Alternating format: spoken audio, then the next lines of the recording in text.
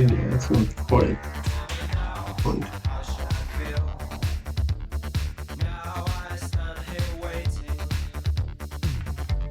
Yo, mic check, mic check. Ah, perfect.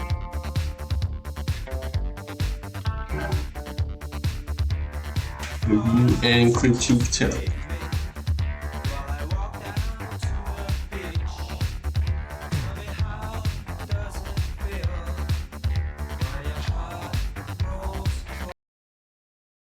Alright guys, hello, welcome to another stream. I've not been streaming in the last week, although I wanted to, because I got actually ill around Christmas, so that's a GG for me.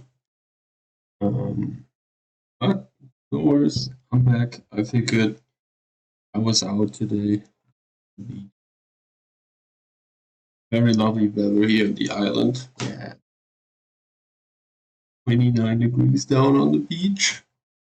No clouds, no worries, no nothing. The sea is still very warm. It's really refreshing to get into the water though.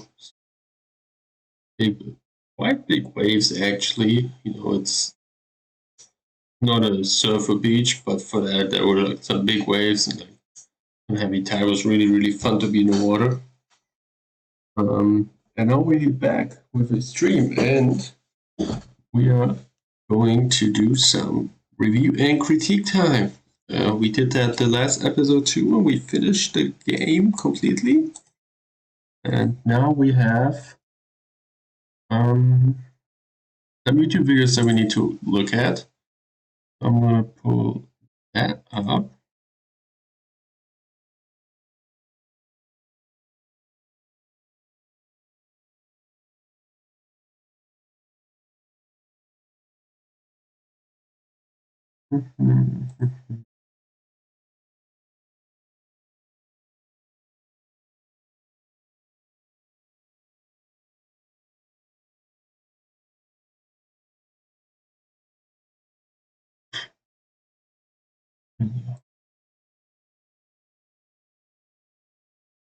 Oh, what? Oops. Yeah. We need this. Stream playlist. No, we need actually streaming. Oh, holy shit, where is it? Streaming. Here.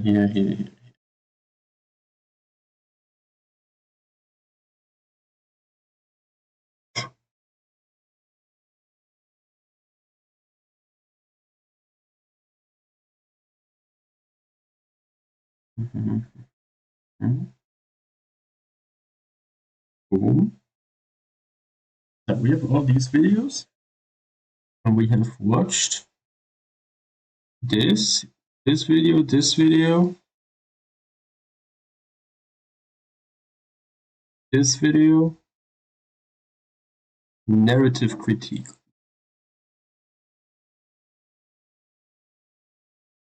I think we've watched this as well.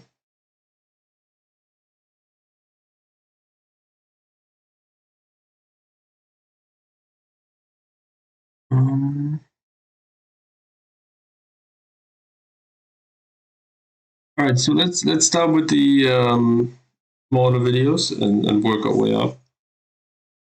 See what the community has to say about the Jedi game. Survivor was a little bit different. For me, I'm split 50-50, and maybe you guys can help me decide. It didn't really focus on the Empire. It didn't really continue the story from the previous one in regards to the Empire. It sort of shifted, and it went...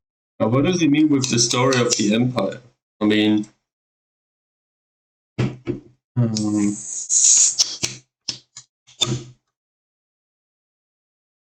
Yeah, what does he mean with the Empire? Like, I mean, the main story in the last game in Fallen Order was like the Jedi Holocron. Although, I mean, I think I know what he means. I think he means the the Inquisitors and so on. And I feel like the Inquisitors are done for gameplay-wise. Because there's so much they can just add back. I mean, they have Trilla dead. And even brought back the Ninth Sister. I don't know what else you can add in there. I mean, not to be fair, they had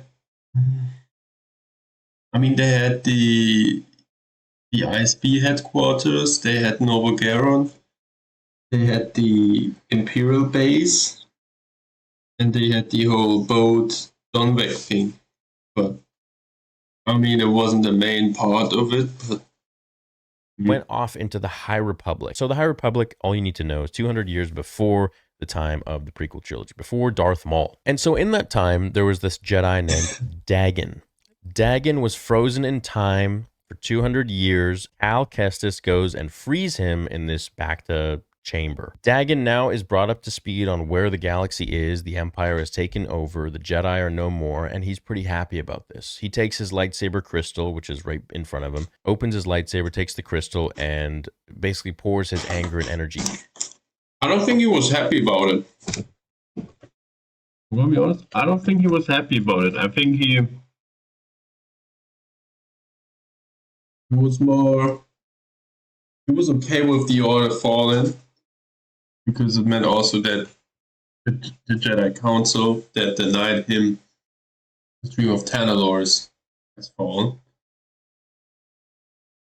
But I think he liked what the Jedi believed in, what they stood for, just not what they were at the time with him. Into it and turns it red. So there's the bad guy. You fight him for a bit, and then, he goes on his own way, and that's pretty much what happens there. You fight him a few more times after that. The whole premise is essentially learning about Dagan and his cronies and how he's trying to find this place called Tanalorr, which is this overall secret hidden Jedi temple planet place, which was actually really cool to go to at the end of the game. Yeah. It's pretty difficult to get to. It's kind of like in the sequel trilogy with the Wayfinder, how you have to use different coordinates and maps in order to get to Exegol, otherwise you can't. This is essentially the similar thing. The whole game is basically trying to get this map, this device that goes to Tanalorr, that opens that key up. Not the whole game. The main story is about that, but the whole game is about a lot more. And goes to Tanalorr from Dagan, and Dagan is searching for that piece as well, because he's recollecting his steps from 200 years ago. I thought that was really interesting. I thought it was really fun. It was cool. It was like a rat race kind of thing, who's going to get it first. And we get to him, we fight him, and we kill him, and that's it. Like, he's sidelined. That was it. Then, of course, we take the more I think about it, he should have been the end fight. I think we shouldn't have the fight so early. Or this should not have been the last fight. Maybe this should have been the moment where we fight Dagan with Bode.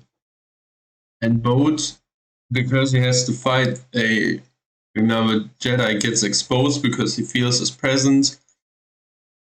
Or he's so close to death that he actually has to use his force, and then he gets exposed, and he surprises Dagan, and he surprises Cal Kestis, and I don't know, he throws Dagan out or Cal Kestis out, and he then just takes the compass away and goes alone, or he turns to Dagan Gera's side because he realizes he's way stronger than him and can get him there, and so on. And then in the end, we fight either Dagan Gera or both, actually, on Tanalorr. I think that would have been better, so that we give Dagan Gera his return to Tanalorr. And he dies there, though. It was his dream, but ultimately he still fails. But the Dagan Gera fight itself, that was the best fight in the game. Was the most fun fight in the game. Even better, I say. Even better than the Vader fight, in my opinion. The piece, we find the map, the key. We take it to Kobo, this planet, where Cere Junda is there and Cordova is alive, which is pretty sick. As we saw in the previous game, he was like your guide, so to speak, and we all thought he was dead. And I was really happy to see him. And they're basically having this secret place, and they have a few of the Jedi Temple archives from Coruscant. And they're trying to basically keep the information alive and doing a lot of research. And Cal brings this piece to them. Cordova fixes it, and they're able to get the heck out of there. Now, things start to get a little weird when Cal is telling his buddy Bode about this. And Bode has been kind of working in tandem with you when you fight bosses, and he's been helping you out a little bit. Much like, him and Marin sort of like switch places here and there. And it was great to see Marin back again, too. And by the way, the romance, absolutely loved it. I was cheering, man. I really like that. I really like those ones. It's nice to see, some romance in Star Wars sometimes from Jedi. Now, this is where it gets interesting. So Bode betrays them and kills Cordova, the old Jedi master, and steals the piece, steals the key. And we find out that he's actually loyal to the Empire, not to be loyal to them, but for his daughter, because they promised to keep him hidden from the Inquisitors, who are, of course, trying to kill all Jedi. Well, Bode is a Jedi in secret. He also survived the Order 66. And so because of this, it creates this huge twist in the game where I didn't see it coming. I was like, what the heck? He's betraying them. I think many people saw at some point Bode becoming the villain, but nobody saw him be a Jedi, so that was very well done from them. And he's a Jedi. Like, this is crazy, man. That's a big twist. That was a cool twist. I liked it. I enjoyed it. Cal, of course, goes to infiltrate the Imperial base and goes to Bode's headquarters and finds his daughter, his little daughter. Cute little girl. And Bode comes in. They try to make amends a little bit, but then Bode, does Bode's thing, betrays Cal, tries to get the Empire on him. Cal turns to the dark side a little bit. We get a bit of a Starkiller moment, which I thought was absolutely epically cool. We end up going to Tanalorr. Bode is there. We fight Bode. I ended up fighting him for like 2 hours. I don't know why it took me so long. It just did. Now, while Bode gets away with the key and Cal is, unconscious for a minute, Cal goes to retrieve the key from Bode, following him on a speeder through the deserts of Koboh. He ends up getting knocked out a little bit on the ride, and we meet up then with Cere Junda, who is face-to-face with Darth Vader, who comes in. I thought this battle was really lame. I did not enjoy it at all. I feel like Vader would have absolutely destroyed her in a few hits. I thought it was rather... Yeah. It was too close. It was way too close. No matter how much I like Cere, this fight should have been way shorter. And although we see that theoretically Vader was dominating us in the fight, same as Dagan Gera was dominating us in the fight with Kestis, it was a bit too much. It was too much in how long it took. It should have been over earlier. Insulting to Vader to have him walk away the way he did at the end, being totally discombobulated and looked like he just got absolutely annihilated, and he was like limping and just like... Cal wakes up, sees that she's dead, goes to Tanalorr with everyone. They open the portal. He goes to Tanalorr with Marin and Greez, and he ends up fighting Bode. Bode cannot be trusted. He ends up killing Bode, and then we see them having a funeral pyre for Bode, Cordova, and Cere Junda. It was very Qui-Gon-esque theme, very Vader burning theme, and we know that Cal is, really inside himself at this moment. He does have aspects of the dark side. He does have aspects of his own rage and anger, which he has to learn to curb or, use very effectively if we go like Legends Luke style. And he knows that he has to be a good role model for Bode's little daughter, who now doesn't have any sort of role model whatsoever. And this was what Cere said at the end, that, hey, you need to show her a better path, a good path, as she showed up as like, not really a ghost, but like just sort of in his thoughts. That's how I saw it. And then the game ended. So really this is like the beginning of Cal's journey. Release me. Stop. I want to see this now. This story, Jedi... It was really turned up. Nice. That was Fury, nice channel. Definitely has a lot of Vader bias. Dude took L's even since the beginning. Nah.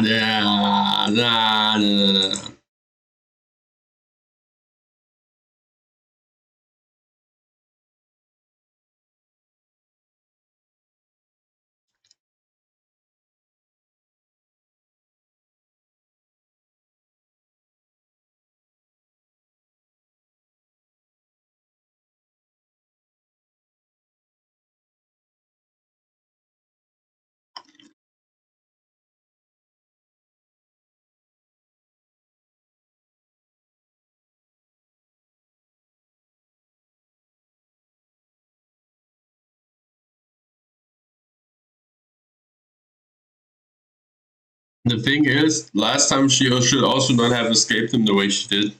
So, yeah, I don't know. And I agree on quite some things with him here.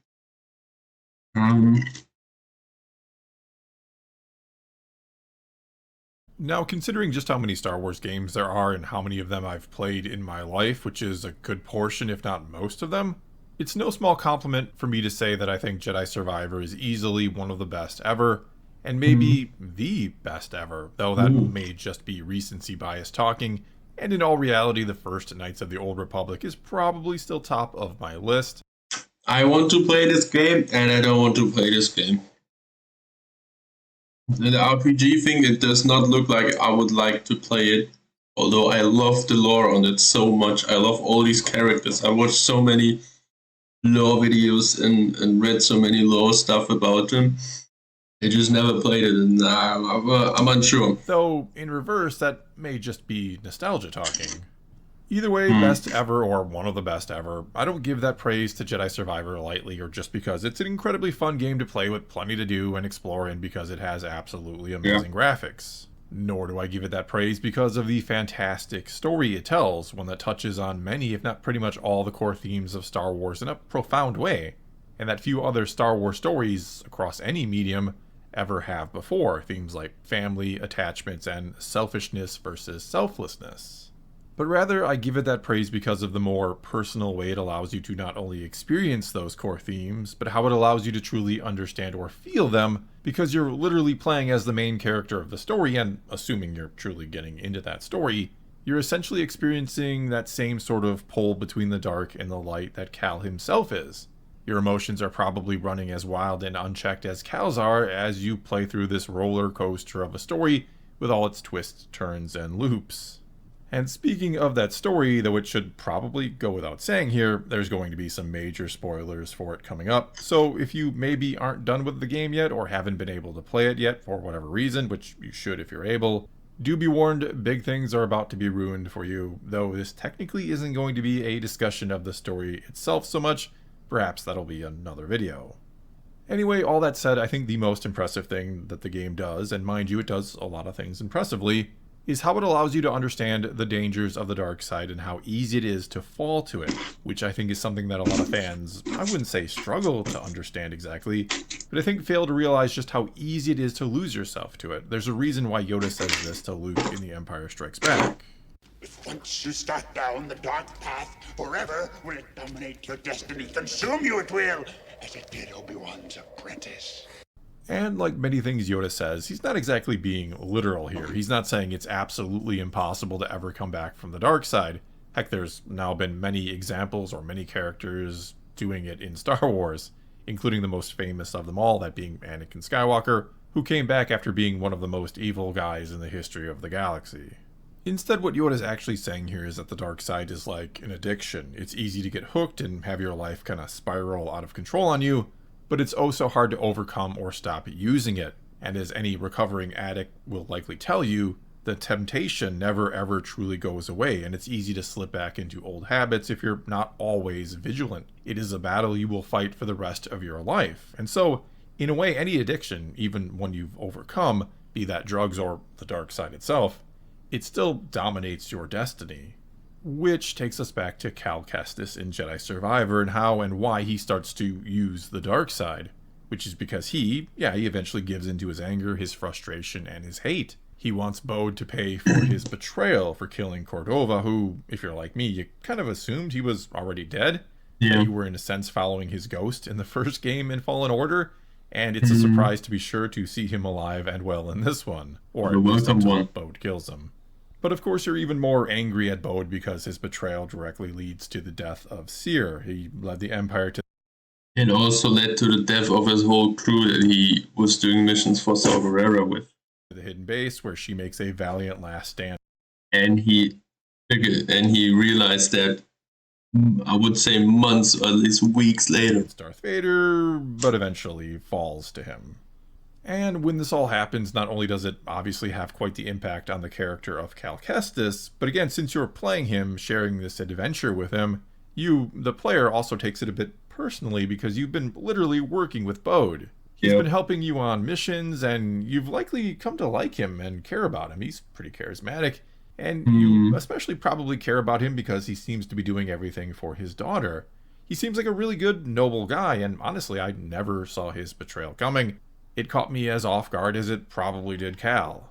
And so when you later catch up with Bode on the Imperial base, after the first time you catch up with him and are pretty much left for dead, and it looks like he's going to get away from you yet again after you have this little chat with him in front of his daughter about why he did it, you're frustrated and you just want to catch him, which is when a prompt comes up to simply press some buttons and use the dark side, which I think is oh so fitting that it's that simple to embrace it, that all you have to do is hit a button and you'll be more powerful than you could possibly imagine.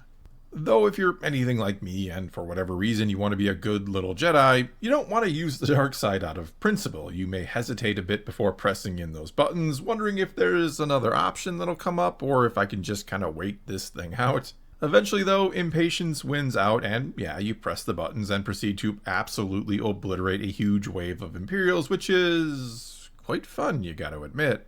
But then after a few seconds it runs out and you, or at least I, tell yourself you're done with that. You're not hitting those buttons again despite how fast the meter seems to fill up and how simple using the dark side made things for you. How easy it is to defeat your enemies and to potentially catch up with Bode for the next part of the story and to, have a chance to talk with him some more. And then you come upon another large wave of Imperials, and again, I hesitate to use the dark side once more and instead try to kill them the old-fashioned way. But there's so many, and soon enough you're using up all your stims and you're getting frustrated or are simply going to die, so you justify pressing in the buttons, or technically the control sticks, because you don't want to have to go through or play through all of this again, and then you proceed to destroy the wave you were just struggling with moments ago. Before you then see another wave coming, and this time there's less hesitation, if any at all, and you press in the sticks and annihilate another wave of Imperials who deserve it and who stand in the way of what you're after. They stand in the way of you getting your vengeance on Bode. And before you know it, you've gone from hesitating to use it at all to wondering why the meter isn't filling up even faster. Why do I gotta start this next wave without my dark side powers? And now you're angry that you have to waste time doing it the old-fashioned way. You suddenly feel weak, and the very instant the meter is full, you press in those buttons and gleefully dispatch your enemies. Or at least that was basically my experience playing the game, and when it was all said and done, these words of Yoda came to mind. Is the dark side stronger? No. But easier, more seductive. And though I'd always understood what he was trying to tell Luke in that moment, now I'd essentially experienced it. I mean, sure, it's just a video game, right? I wasn't experiencing the very same emotions, or should I say the same intensity as Cal was, but it still showed how easy it is to pick the quick path to power. How easy it is to not only lose yourself to the dark side, but to justify using it. And how hard it is to pull yourself away from it. And so at the end of the game, we're unsure if Cal has truly done that, if he's truly freed himself from the dark side or not. We're not really sure what to think anymore about him even. Everything feels completely different with him now, and you worry about his future because you truly do feel like you understood why and how he fell. You can even justify his actions, despite the fact you can also understand Bode and his actions. You can't help but feel like it would be easy to go back to that, to using the dark side and to, again, justify it. And for that reason, though not that reason alone exactly, Jedi Survivor is indeed one of the greatest Star Wars games of all time, because it really makes you feel like you are a part of Star Wars. Well, that's all I've got for you this time. Now it's your turn to take to the comments below and tell me if your experience playing it was anything like mine, or if you want me to do even more videos talking about Jedi Survivor. There are a lot of great things to discuss about it. Either way, do leave those comments below and let's talk some Star Wars. Great game. Great video. What else can we say here, huh? My full review. Here, full review. Hey guys, we're going to review Jedi Survivor today, and this is 24 hours after... Bro, why do I have... What was the other video about? Okay. Overall thoughts on the Jedi Survivor story. I finished the game. Full review. So Before we begin, big shout out to every single one of you that were at the live streams. I had the absolute most fun that I've ever had on the channel. You know, every time that I stream one of these games with you guys, I have the best time. The watch.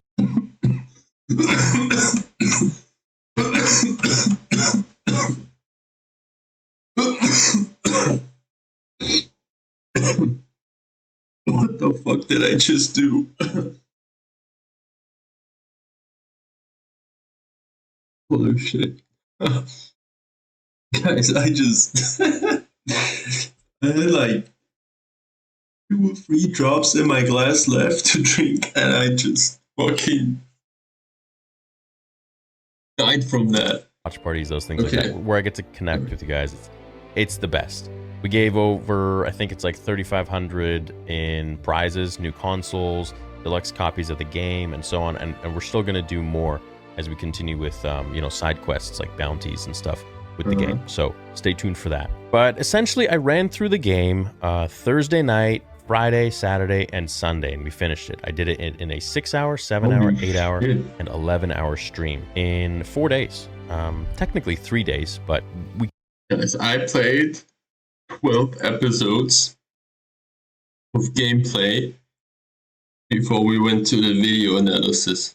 But we also 100%ed the game. Completed the game, and there's a lot I have to say. I'm going to give it a rating out of 10 at the end of this video. I'm going to go over a lot of the different things that I found about the game. Some might surprise you, some might not. So anyways, I think in order to begin with this review, I need to talk briefly about Jedi Fallen Order. Fallen Order for me was a pretty much immaculate game. Oh my god, no! Come on, what a joke.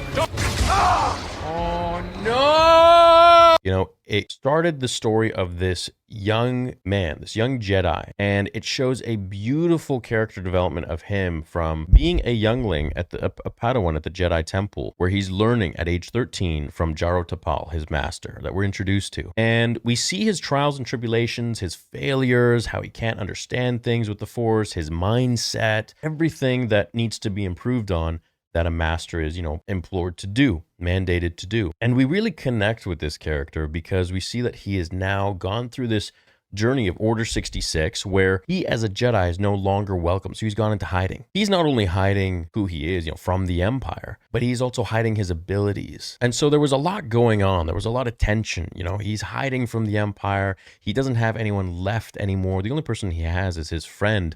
And we all saw what happened on Braca when he was having to... Bro, that is actually this is the saddest death ever in the game series. What was he? Prof, right? His name was Prof? Prof? No, Prof.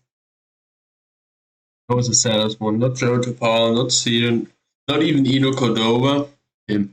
To show his abilities to save his friend, which... of course, in the end, didn't go too well. There were a lot with the Inquisitors. It was very Empire-focused. There was a lot of Vader. You know, Cere Junda was in there. We learned about her story and her trials and tribulations and her failures with her Padawan, her apprentice, Trilla, who ended up falling to the dark side and becoming a very powerful Sith Inquisitor. So I felt like the story was really building upon the continuation of the prequel trilogy into Episode 4 and really into this darker time where the Empire has now rise. The Galactic Empire has become a thing, and it worked in harmony with everything that George made, as it really focused on a lot of the events during the prequel trilogy into the gap between that and the original trilogy, and I loved it. It was all about the Empire. There was nothing really else. This story, Jedi Survivor, was a little bit different, and I'm not saying it's a bad thing. I'm not saying it's a good thing, but it was different. And take from that what you will. For me, I'm split 50-50. Maybe you guys can help me decide. It didn't really focus on the Empire. It didn't really continue the story from the previous one in regards to the Empire. So now the 5 minutes is what we saw also him saying. Sort of shifted, and it went off into the High Republic. And the High Republic is this sort of new phase that... I'm actually reading a book right now. Is it? Let me grab that.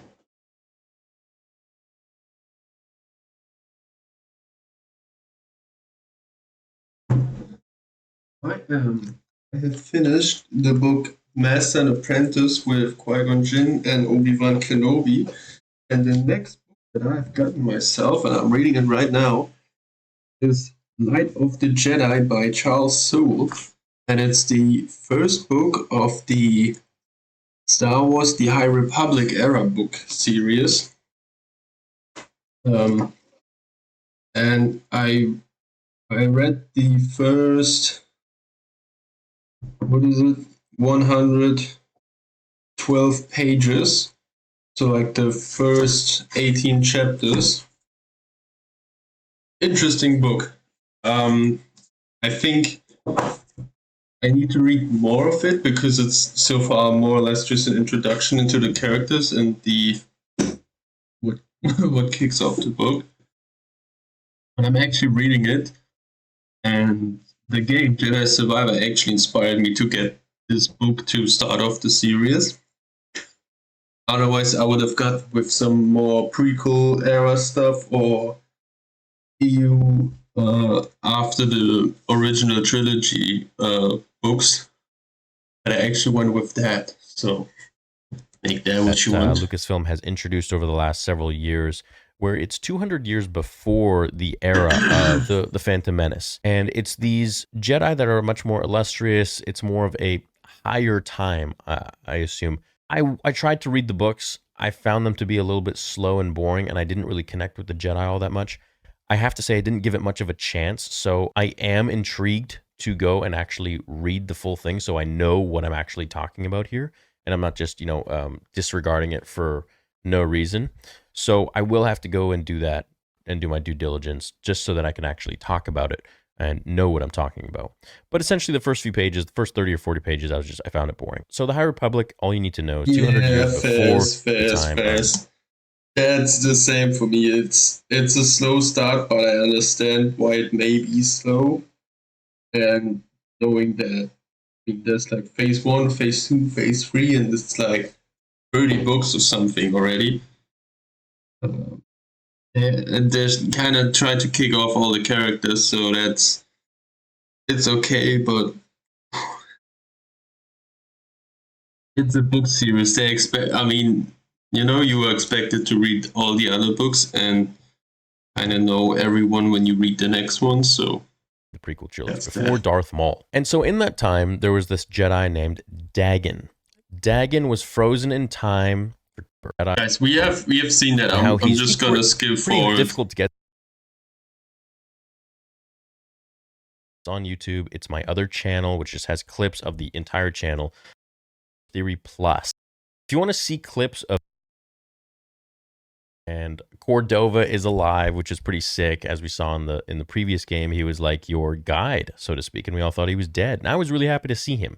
If you want to see clips of my highlights from clip, and Cal brings this piece to them, Cordova fixes it. So both infiltrate the Imperial base and goes to Bode's headquarters and finds his little bit. Oh, that's new. A little bit. We get a bit of a Starkiller moment, which I thought was absolutely epically cool. I loved this. Guys, now that you say Starkiller, I'm actually surprised that we don't have a good side, a light side, and a dark side ending. Like in the last game, it didn't make too much sense, but like in this game, oh, that would have been so cool. Imagine if we can like decide if we let Bode live or if we kill him, so we give in to the dark side or not. Or imagine if we go with like my version of fighting Dagan Gera as the story final, and Bode Akuna is also there, and then we can decide if we kill Dagan and go on with Bode Akuna, or we fight Bode Akuna and I kill Bode Akuna, or if we kill them both, or none of them. That would be so cool. I'll embrace his darkness? What? God.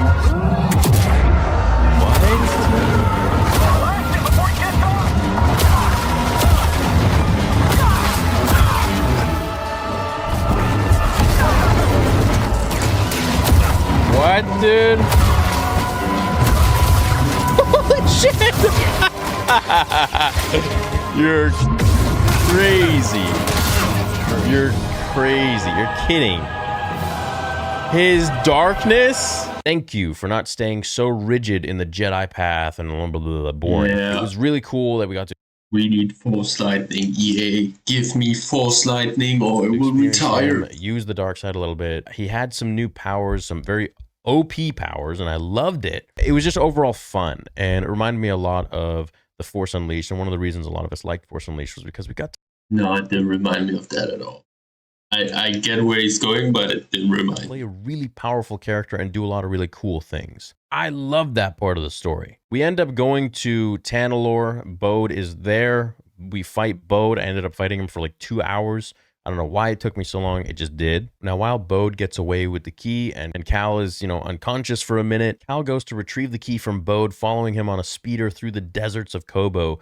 He ends up getting knocked out a little bit on the ride, and we meet up then with Cere Junda, who is face-to-face with Darth Vader, who comes in. Inquisitors, shut your shut your face. No.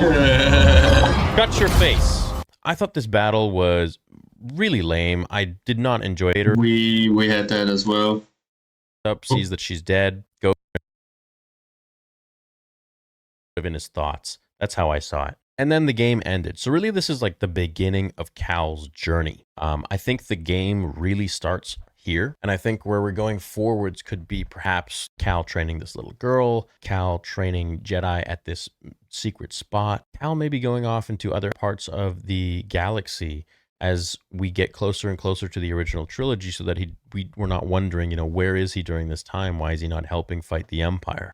Because it's really his, his modus operandi. Realistically, he should find some Jedi or some, I think it should end with him building the Jedi Order on Tanalorr, and somehow the compass that they have gets destroyed, or the arrays on Koboh get destroyed, and they are just stuck forever on Tanalorr. And that's it. That should be how it ends. Is to nullify the Empire, to create a better tomorrow for the Jedi, for the people of the galaxy, because he knows that they're evil.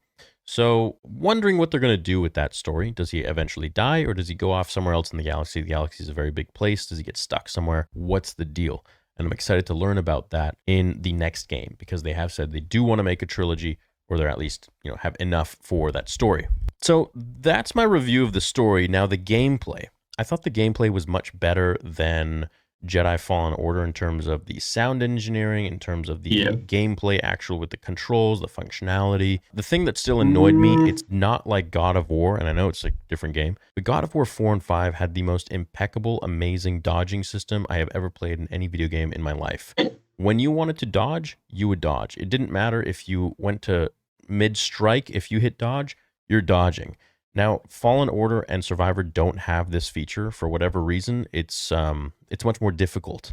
And so if you're about to strike and you know you need to dodge and you're spamming dodge, you will not dodge most likely. If you get hit, that is he gets it. He gets me. It's so annoying. Why is that happening, bro? Why can I not attack cancel into a dodge, man?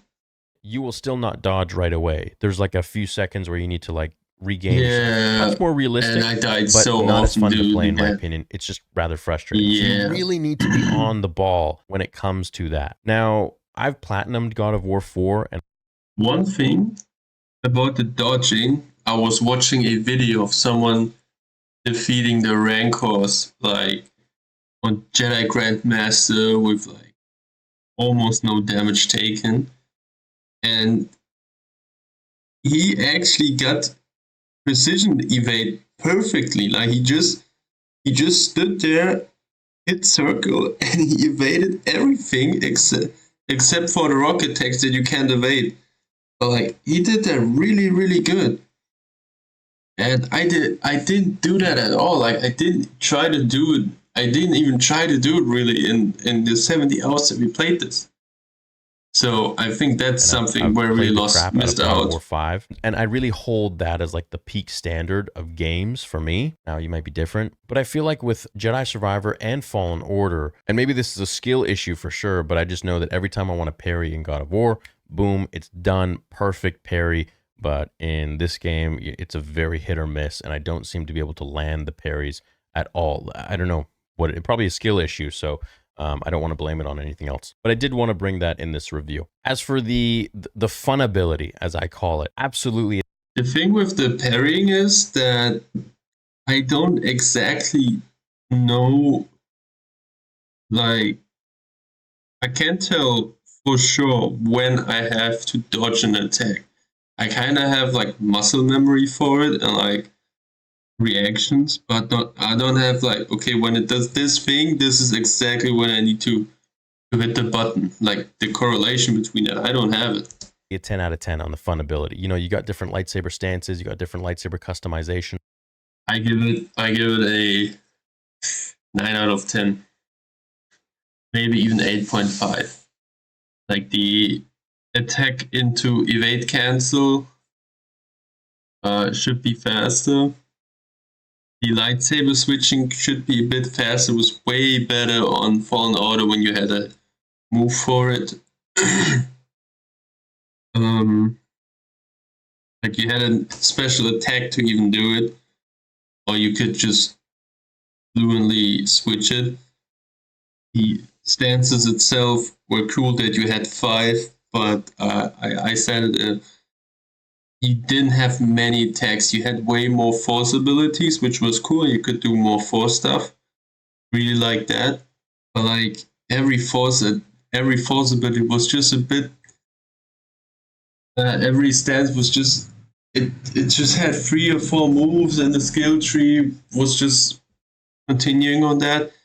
And I saw myself like almost always using like the same 1-2 moves or attacks with it, and then force abilities, instead of actually having a really nice looking playstyle. Like in Fallen Order, I feel like in Fallen Order I had way better, cool and cleaner playstyle. The way I fought guys, and I feel like some of the enemies, especially Trilla, had like a way cooler fighting technique. It looked a bit more fluid. So that's what I would give. This is what I would subtract points for. Still really, really good though. Really, really good and fun gameplay. Lots of fun. But these things is why it's not 10 out of 10. Different colors for the blade, the Oh, the clothing, blade colors the were beard, cool. the hair, everything is just so much more customizable in this game. Really enjoyed that compared to the last one, which had its own level. They could, maybe for the next game, I mean, they already had so many hairstyles provided. They should make it that you can color your hair. Like, not make the hair color black or brown or blonde, but like that you could color it so you can see, okay, he actually colored his hair into black or something. Like not completely change it, but like actually color it so you can see, okay, use some shampoo. So Levels of customization, but really how many ponchos do you want to wear, right? So I really like that about this one. They went above and beyond customization. I still think there's a ton more that you can do going forwards. As for the story, the High Republic thing feels to me forced and interjected. Like they really just want to sell more copies of their High Republic book stuff. And I understand that they did that, but honestly, it was good. I think it fitted nice. Like the story made sense. It wasn't a cash grab like, oh look, we're having Ahsoka, and oh look, Thrawn, oh look, Anakin, oh look this, oh look that, oh look all the rebel characters. Here it made sense why everyone was there and how things were. I think it was very well done, and yeah. That is a motive, and I understand that that's something they created in the timeline now. But I think it would have been interesting if they. And matter of fact is still there's none of the characters, and I don't even think Koba at all has something to do with the books of the High Republic era. Because when I looked on Wikipedia about Centauri, Kree, and Dagan Gera, they don't appear in any media outside of Jedi Survivor. It's just the era, actually. And if they actually made that, I would have liked a book where we have something about Centauri, Kree, or Dagan Gera, because it's character we know how they speak and act. It would have made the book series way better. Because one thing that I don't like about the books is I just have this cover with the blonde Jedi and the green lightsaber, with the brown guy with the black hair and the blue lightsaber. And to the right there's this alien Jedi with the yellow lightsaber, and on the left is the Wookiee apprentice with a blue lightsaber.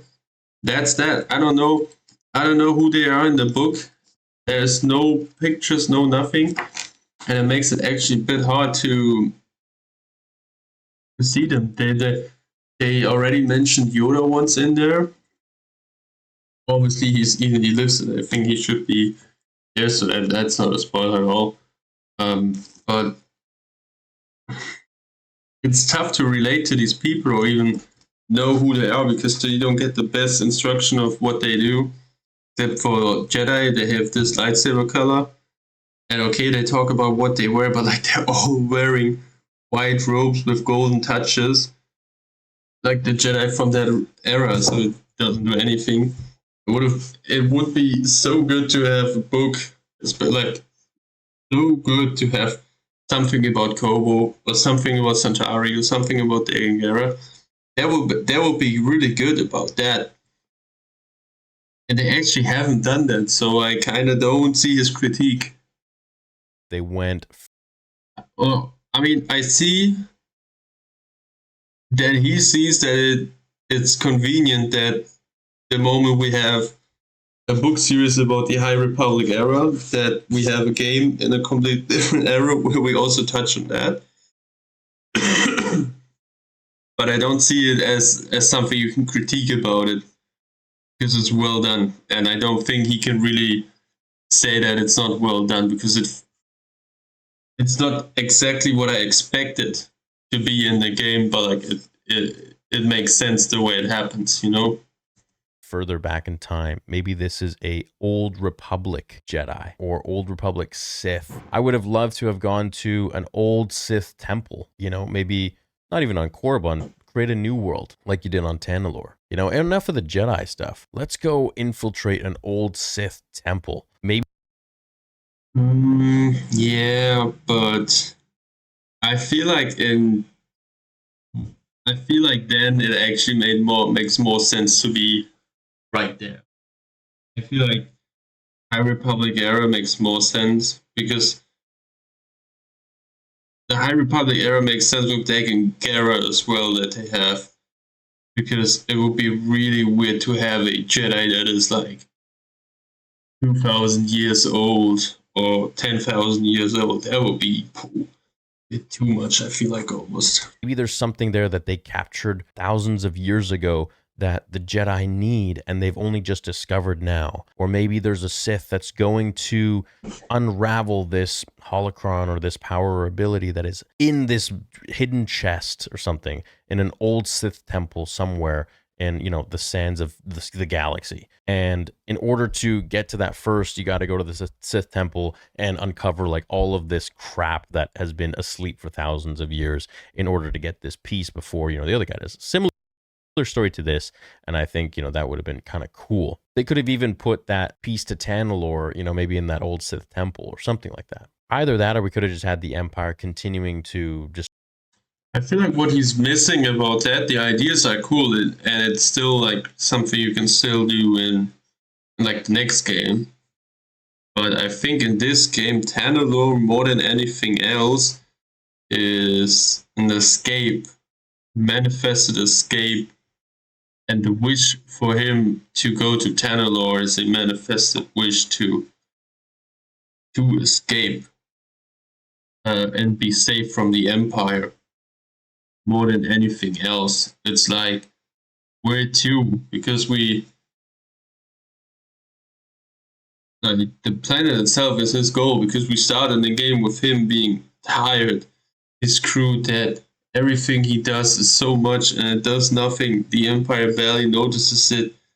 They just want him dead. He can't fight the Empire. He's growing stubborn. He lost his crew because of it. Like his old crew, Seal, Grease, Marin. His new crew is dead because he actually did so much that they infiltrated him. He didn't see it. He realizes that he cannot fight the Empire alone. And when he goes to Greece, he realizes that he can't stay anywhere else. The Empire will come. Even on a planet so far away as Kobo, so many people he got there. He's the hero there. And in the end of the game, all the characters that we gathered on in the prospectus, they all left because of the Empire. And it's tiring. And Tantalor is something that is really different. It's what he wants, what he needs. He can live there. He can live there peacefully. He can grow up there. Although you can see that on stream.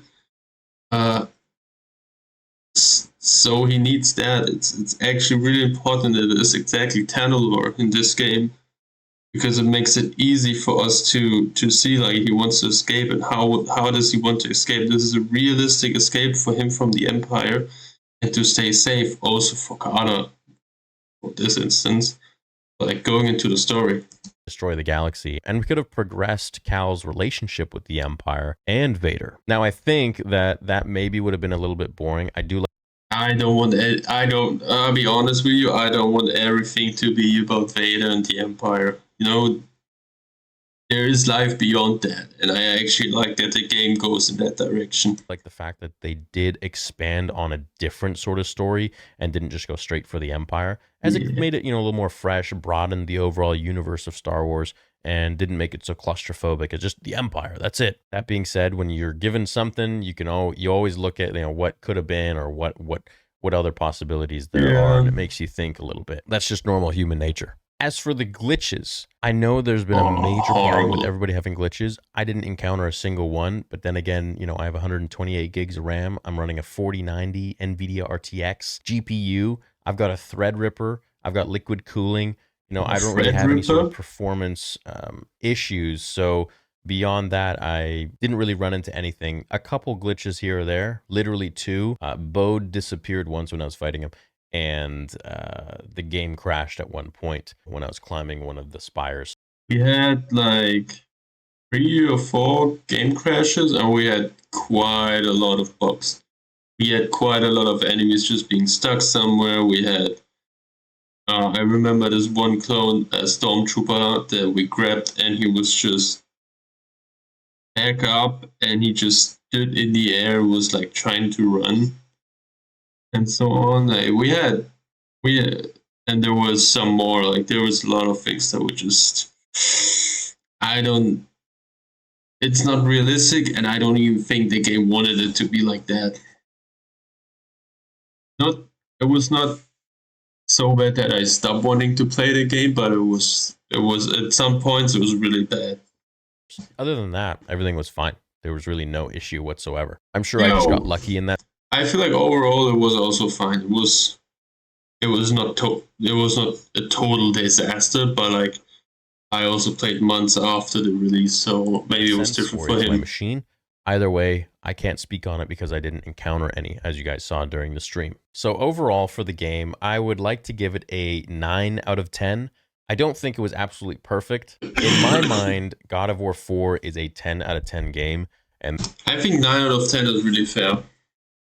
I would go maybe even 9.5 on Fallen Order, or even also 9. I think 9 on Fallen Order and 9 on Jedi Survivor is fair. I feel like if Jedi Fallen Order had some of the things that Survivor had, it would be a 9 out of 5 or 10. But then Jedi Survivor had like some things they overcooked, and the game itself was just maybe it gets better. Maybe I will definitely in the future I will replay it just for the story and like some plot stuff and so on. and like trying the game on Jedi Master or on Grandmaster maybe. Maybe even and then like get a real challenge in, and with the big boss fights, I will not be doing the animals though. Well, like story wise, like main story wise.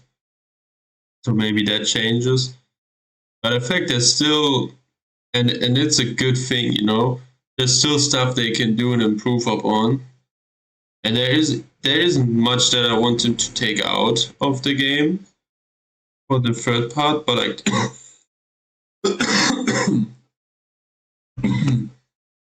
but there's stuff they can add. And this comes pretty close to that. I would rank Jedi Fallen Order at a 9.8 out of 10, and I feel like this one falls just a little bit under that one. Fair enough. I also want to give Fallen Order a bit of a better grade. Grade. But then on the other hand, if I'm honest, like Survivor is somewhat a better game than Fallen Order. But Fallen Order is just in itself better. I don't know.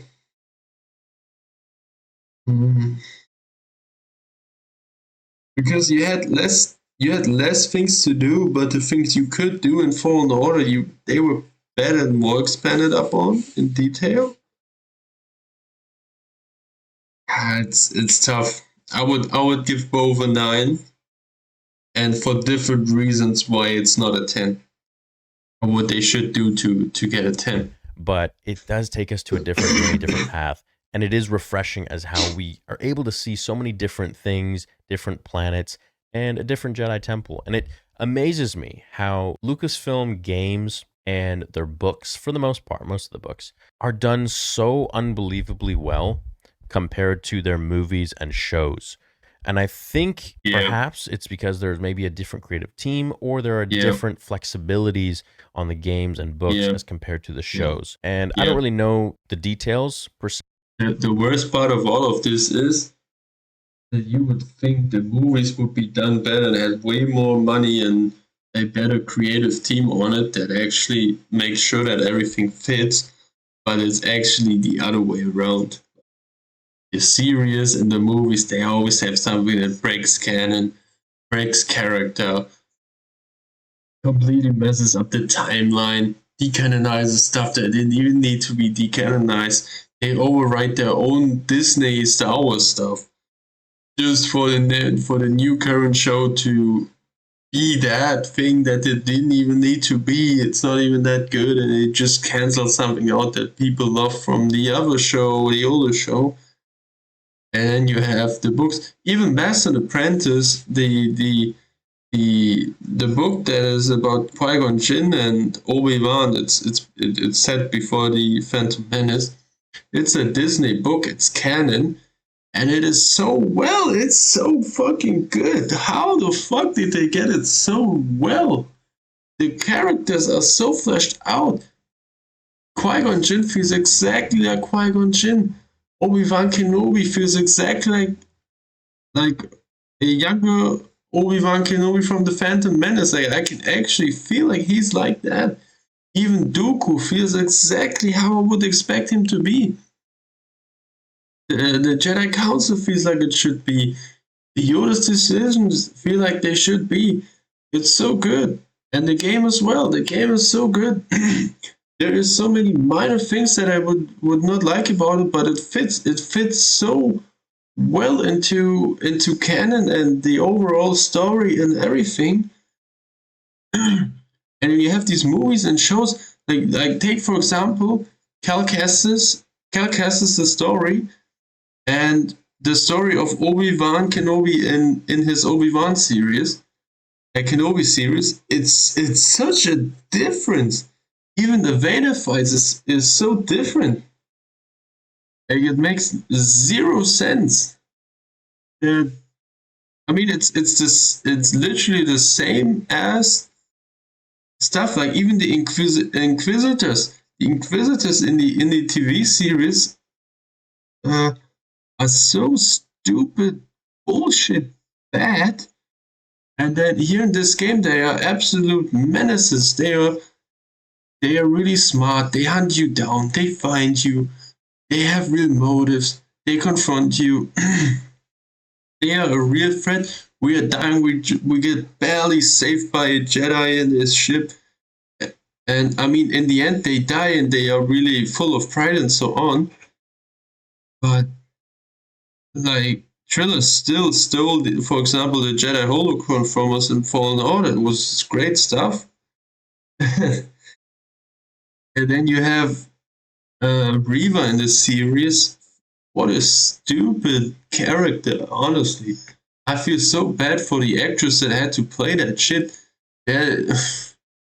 Damn. What a stupid character. No background to what she does. She's just angry at Obi-Wan for no reason. She has this weird ass cutscene. She gets stabbed, then doesn't die. The Grand Inquisitor gets stabbed, doesn't die. Nobody dies in the series. Everyone is acting stupid. Even Vader feels stupid in the series. And then you have these two games, Fallen Order and Survivor, and they're perfect. It's spot on. Yeah. Say, but that's just my theory on that. So I do believe going forwards we'll get a lot better quality in terms of games and books. And I'm really excited to see where the story of Cal progresses going forwards into the third game and maybe even more beyond that. His relationship with Merrin really made me happy because I'm like, oh, cool, finally, like a Jedi who, you know, is not being so rigid and is having a little bit of fun. You know, I like this Cal. He's one of my favorite characters now just because he's not so dogmatic like Mace Windu or like Yoda. You know, there's room for flexibility there. And with flexibility, you are able to reach more power, I think, if you're able to control it. So just like Luke did in Legends. So that's my review of the game. I had a fantastic time streaming with you guys. There will be many more streams and a lot more giveaways. And I want to know what you thought of the game too. And for everyone who's having hardware issues, I heard there's a patch now. So hopefully you can go and play the game and have your own fun. If you want to catch clips of me playing the game, of highlighted moments and fun reactions and stuff like that, please go to Star Wars Theory Plus or head over to my gaming channel at Theories Arcade. And yeah, we'll have a good time there playing a whole bunch of other games too. Thanks for watching this video. Leave. All right. Cool video. Yeah.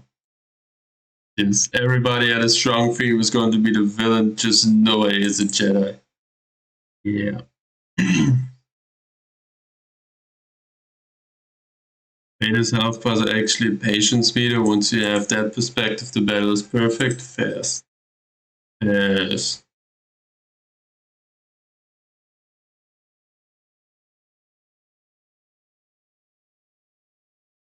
Ooh, yeah. One thing I love about Carcassus, whenever he kills someone, like cutscene wise, he never does it out of hate. He gives them every opportunity to stop them when he knows they won't. He puts them down respectfully. Yeah.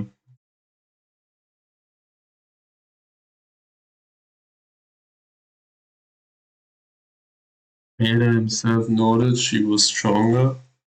She was stronger than last time. Not stronger than him. She corrected him with saying she had no fear, which allowed her to fully embrace the light side and then allow Vader to use fear against her. Okay. I also think she mailed it in. He mailed it in until the bookshelf got dropped on him. Huh? You've read the Vader comics. Vader always won, but wasn't always pretty. Omen, Maul, Legends, Cyclo, and others pushed Vader to the brink. Yes, Cyclo in the Vader comics was a crazy dude, but Cyclo and his stuff guys were way cooler. If you know, I don't want to say everything, but like the reason Cyclo was so good was like this mechanic he had on Vader, and that was kind of unfair. Vader always uses tactical and smart as much as he was powerful, so him killing Seer when she got overconfident makes sense in a way. Yeah.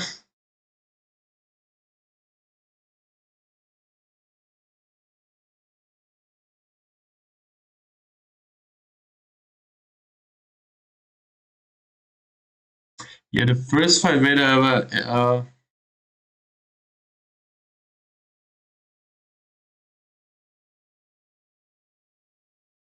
Hmm.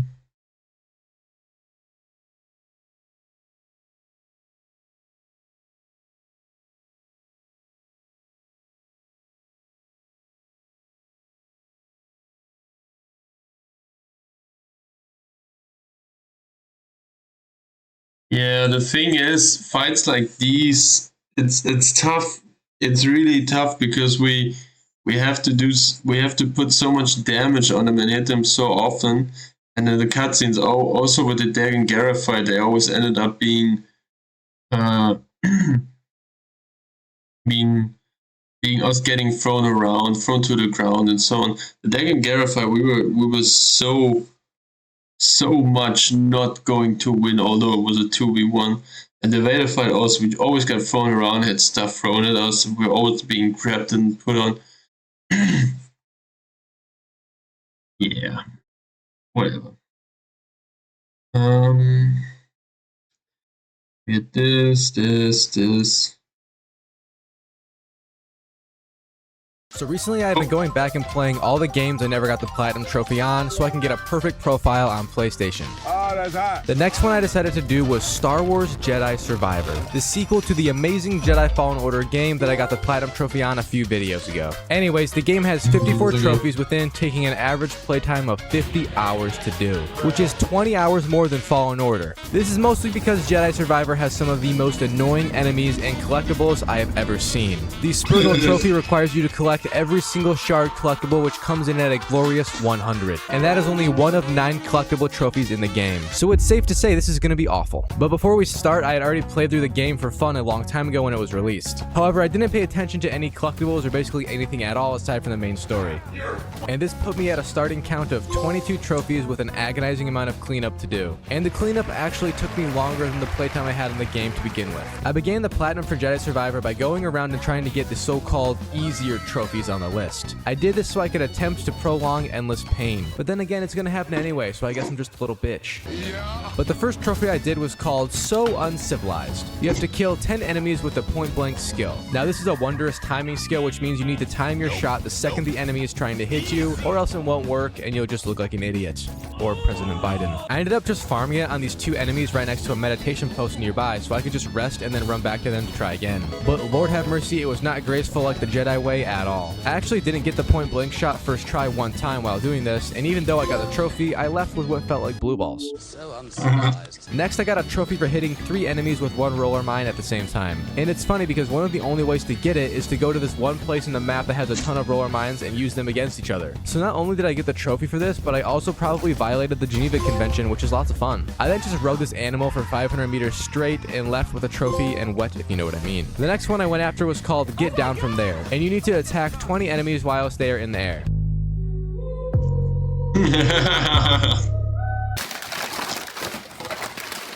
Although this sounds easy, it's actually quite annoying because Jedi Survivor does this great thing with enemy spawns and always throws in at least 4 enemies at a time, making it a joyous event to not die. So yeah, I basically just ran around this area which had a ton of enemies that constantly spawned in for whatever reason. Eventually I got the trophy and my spirits were lifted, but they were instantly put back to normal levels with this next trophy called One with the Force. You have to use this dodge skill which you literally just hold down on and it drains your force meter every time.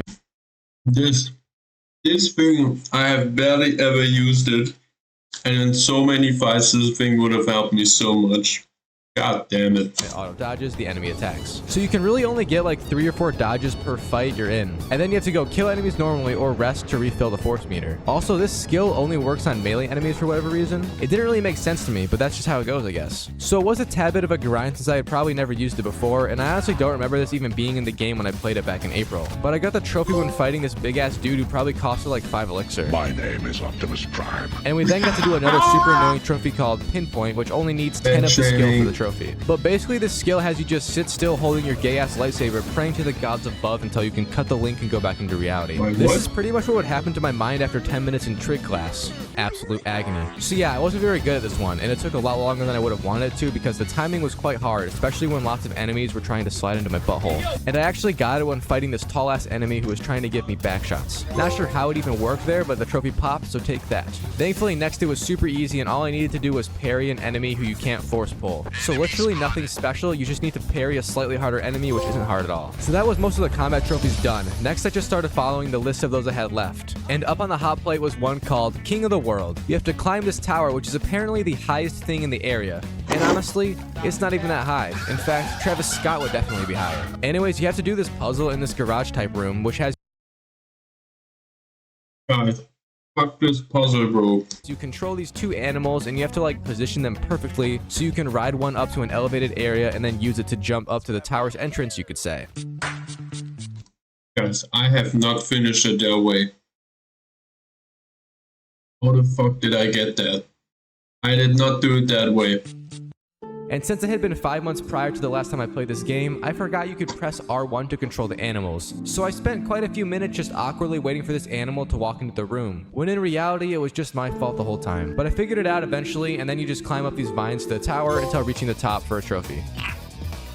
I'm kind of retarded. Pretty much right after that, I went back to the first area of Me Kobo too. where you start the story. And I helped this droid get his little ship out of the tar field it was stuck in. I actually do remember this from my first playthrough and got a trophy for doing it. This also recruited him to the saloon, which is needed for the max capacity trophy much later on. And speaking of the saloon, instead of just going there and getting drunk to forget my problems like Grease does every day, I instead picked up the janitor role and cleaned out a toilet, which splattered out diarrhea residue and a priorite shard, which also gave me a trophy in addition to dysentery. And I also did this funny trophy which has you ride those animals in this game, and instead of treating it with respect and love, you just send it off of a cliff and watch as it falls to its death, which took a lot longer than I expected. But once it broke all its bones and died, we got the trophy. We then got to start doing some of the longer and more annoying objectives. First, I had to explore all of the Feniki caverns, but these caverns are pretty much just smack full of enemies that come out of the walls and try to hit you, so maybe Grandpa's PTSD wasn't totally wrong. But there's also the blue-haired girls everywhere, and they run at you with grenades trying to kill you and themselves in the process. Truly modern culture, huh? Anyways, at the end of the caverns, there was like a double boss fight with these people who nearly killed me, but after I took care of them like a true Jedi massacre, I then opened this chest and got an upgrade for BD1, and then the trophy for full exploration of the caverns. We don't talk about how it says 68%. This game is amazing. I then took the ship over to a different planet for once, and we landed on Jedha. This is where a ton of fighting happened in the story, but instead of real people, I just hit this training dummy once while I was wearing a headband, and we got a trophy. I then changed one thing of my outfit for another one right after. And speaking of outfits, the next trophy I wanted to do is gotten from wearing a poncho, which apparently Cal has an obsession over. But you get the poncho after beating the spawn of Ogdo enemy, which is just chilling in this cave back on Kobo. And even on the easiest difficulty in the game, if you get hit by its tongue ultimate ability, you will die. But I gotta admit, that tongue work is something else, you know? So yeah, after beating it, if you just walk over to the chest nearby and open it, you'll get the poncho, and then if you throw that gay-ass thing on, you get the trophy. Now, since I have the poncho on, I fully achieved my potential and can die happy. But before that, I needed to ruin the lives of everyone else, so I went and drop-kicked this poor animal, which would have PETA livid at me. And I then did this kind of confusing trophy which you needed to look through BD1's binoculars and scan an enemy, and then also look at its data at the same time. I thought it had to be a new one, so I went and searched everywhere for this one dude I missed. But you actually can do it on any enemy as long as you press on its data also, which is the only thing you really need to do for the trophy. Also, why does the Imperial officer in this game low-key got the same face as Vector does? I'd smash for sure. What? Blood, sweat, and tears. This trophy definitely gave me at least 2 of those. I wouldn't specify which, but I'll leave it up for interpretation. Anyways, this requires you to go close all the forest tears in the game. A forest tear is kind of like a little portal to a boss fight or a parkour area. Most of the combat things are super easy, they just take a while to do since some of them have a ton of enemies in it. However, there was a couple in the game that gave me a lot of agony. One of the hardest ones was the fight with Ogdo Bogdo and the spawn of Ogdo, which I had just killed previously. I'm also pretty sure on Grandmaster difficulty, this is like one of the hardest fights in a video game. I remember lots of people talking about it when it first came out. Anyways, I died a lot, but what made this so agonizing is that the respawning doesn't put you back into the fight, and instead you have to leave the forest tear and then re-enter it every single time. Eventually I did beat it, but that was still awful. And we aren't even done yet with the forest tears, but that was the worst one yet by far. Some forest tears did have parkour, but these weren't even close to as bad as the fight we just did. Although I did fail a lot and question if my jumping abilities were being hindered by me being— I was failing the first one so much. I remember there was this one long ass stream I did. I was failing so often. I think I spent like an hour on it, and that was very embarrassing. Afterwards though, we got most of them pretty quick, but like I ran into the first one that I ran into. Wow. And that was definitely not the easiest one that we ran into. It was one of the more difficult ones, but it should not have taken so long. being a ginger or not. Anyways, the final 4-star I had was this fight with some animals and stuff, but I beat it easily and got the trophy for it. Now that sucked, but it was also helpful in terms of skill points, since every time you closed one, you got a skill point also. And this allowed me to be able to finish 3 skill trees. I'm a living legend is true, but it's also the next trophy I got. Like the 4th tier trophy, this one featured a lot of combat, but it was just on all of the legendary enemies in the game, some of which I had already killed previously and in this video. But I ended up missing the Rancor boss fight, which was a big issue for a lot of other people in addition, and I had to go fight it again in this completely different area, but it was actually a dope fight, and after beating it, I got the legend trophy. I then realized I could do another trophy called Slam Dunk that I hadn't done yet because I didn't have the skills before, but I did now, and it was extremely easy. All you needed to do was go into this one forest tear from earlier and pull a ton of droids together, then crush them with the screams of gender questioning children, and that's enough pain to kill anyone and give you a trophy. I'm not gonna lie, for the next trophy, many guides were used to help my small brain figure out the Jedi puzzles in the Jedi chambers around Kobo. There isn't too many of these, but the I think I did like every single one of them by myself. Like I actually did not need any help with those chambers, and I'm really proud of myself for that. puzzles in some of them are so confusing, especially when you're legally an idiot like me. Anyways, I don't have any other jokes to make without getting canceled again, so here's the Star Tours trophy. And since that took so long and made me question more things than just my sexuality, I decided to kick back and play a video game inside of a video game. So we are breaking the 4th wall now, but this whole table game was actually a ton of fun. And it's so simple yet hard, I had a great time, which is exactly what she said. Anyways, for the Gambler trophy, you have to beat every single opponent that it shows. You also need to find these people first, which I guess I already did. All the fights are pretty easy until the very last one. This one, for the life of me, I could not beat, so I followed a few guides on what they did, and even then I still lost because the game changes occasionally, and although it's super minor, it can still ruin your life if you talk to them.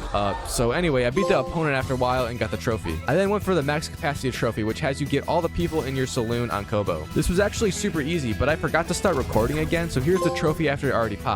So now I only had a few trophies left, and most of them were all from collectibles. And as I said in the intro, these were awful, and they were. The first one I did was the Bounty Hunter Token Trophy. You have to kill every single bounty hunter and then bring the tokens to this girl named Cage, who actually turns out to be the final boss of the bounty hunters at the end. Her fight was kind of annoying, but I did it first try, and after quote-unquote beating her, Boba Fett just spawns in and crashes the party and decides to hog tie her and rid us of another annoying woman in our life. So shout out to the homie for being a real one, and we then got a double trophy pop for the bounties, and also for filling out the databank since we have now fought and beat every single enemy in the game. I then did one of the most tedious collectibles on the trophy list. You have to find every single perk slot. There are 7 out in the world, and most take loads of puzzles to get to. In fact, the final 3 took me around an hour to get since they are all on Jedha and have individual puzzles for each one whilst being full of enemies. But after I did all of those and went back to a meditation point and equipped the perks, I got the trophy pop. And we now have to do the most annoying one in the game, where you have to find every single priorite shard. There is 100 of them, and it took me just over 4 hours to find them all, even after I had a head start from my original playthrough. Before I got the trophy for Spurgle though, I got the one for greasy money from buying 25 items in the game. But after finding all 100 and losing my sanity a tad bit, I went to Doma's shop and used those 100 shards to buy all of her items in the game, and then got the trophy.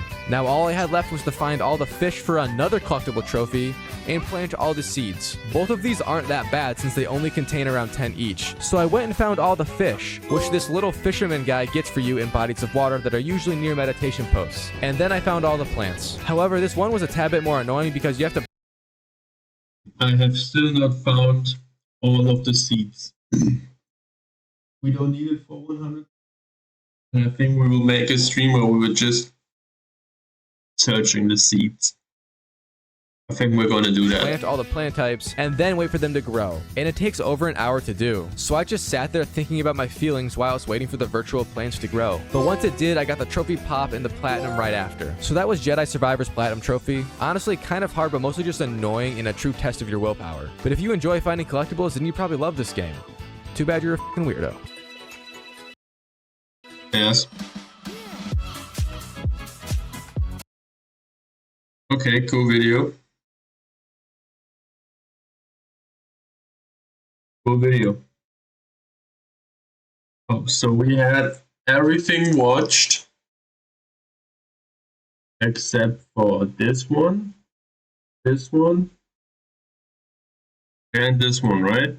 Did you ever hear the tragedy of Jedi Survivor? I thought not. It's not a story EA would tell you. Respawn with... Okay, I know I like it and I put it into the list. We're gonna watch that. So powerful and so wise that they produced classics like Titanfall, Apex Legends, and Star Wars Jedi Fallen Order, which went on to influence the higher-ups at EA, granting a sequel the green light. They had such power that they could spare this game from microtransactions, battle passes, and unnecessary bloat. But the darkness of EA can lead to practices and performance that some consider to be unnatural. Ah, that is perfect. That is a great ass script that this guy wrote. In the success of Jedi Fallen Order lives the failure of Jedi Survivor, a game which casts a shadow over Fallen Order's legacy, which was that even if this standalone single-player experience isn't perfect, there is hope for it to be better. Ironic. Respawn was a glimmer of hope that Whoa! The narrative! EA's questionable practices would be in the past, and yet it is its greatest victim.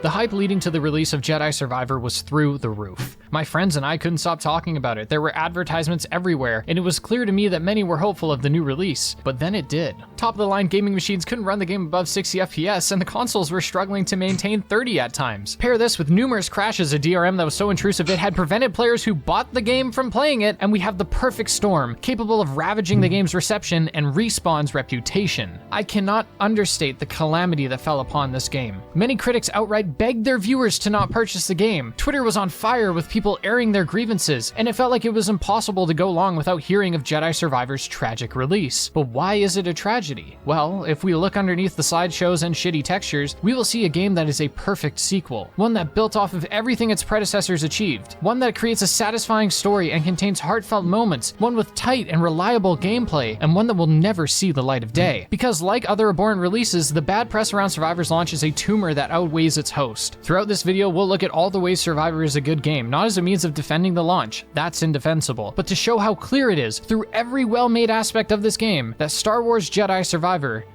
is a tragedy.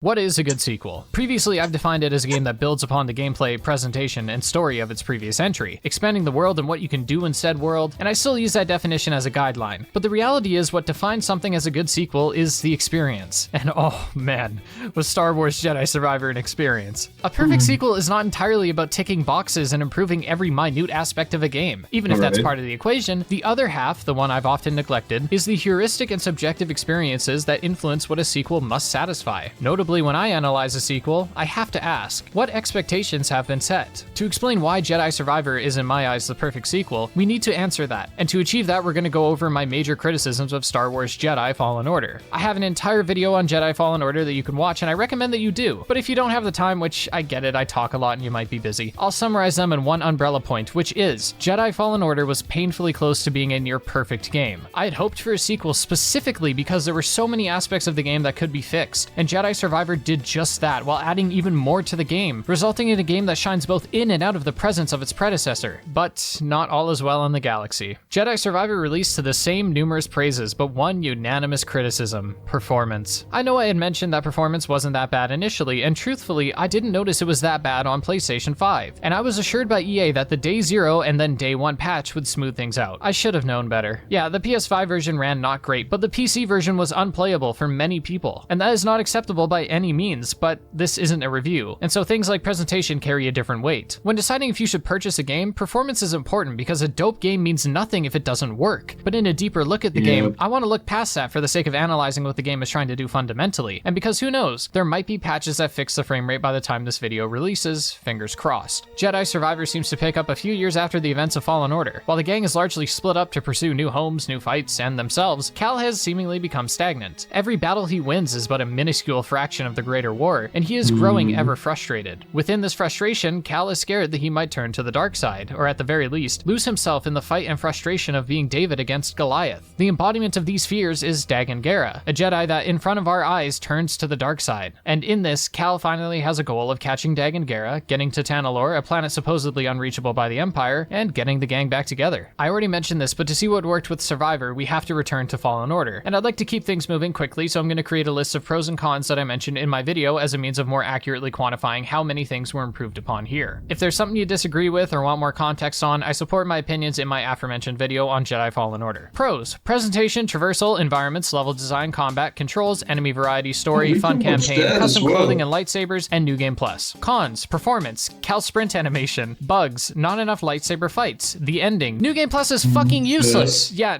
I'm still mad about that one, sorry. Generally, those are the major talking points, and I might throw in a few extras on both sides. I'm going to reference this list throughout the rest of this video, but let me explain my expectations for Jedi Survivor. I didn't watch any trailers aside from the teaser and a short gameplay preview. I already knew I was going to buy this game. Despite this, my expectations were having the dual-wielded lightsabers, having more boss fights, better graphics, smoother combat and animations, and a bigger world. All of these expectations were met, and there were additions on top. I feel like the graphics were kind of just as good as Fallen Order, and like this shot, for example, mouse. Oh, where's my mouse? This shot is great, great ass shot. You know, that is a huge view, and the array as well. That was very nice. But I feel like, you know, we had some problems with performance on the laptop here while streaming. But even on PC, where I didn't have that, and I had the graphics settings really, really high up. I didn't have everything at the perfect, like, you know, but I had like almost everything at ultra or high. Like high and ultra, more or less. And I'm pretty sure he also has like pretty good set of things. But these things, they are just not sharp. This is not sharp. The textures are never sharp. No matter how high I have the textures up, the textures are not sharp. Top of that fit in It's really seamlessly. weird. But there's one last Look at this. The grass never is sharp. This also not. expectation I haven't mentioned. And it's not because of the fault of the game, but because building It looks consistent, but it kind of looks up like Jedi that. Fallen Order was such a layup, I figured the developers would find It's some way just to screw the never pooch. really sharp or whatever.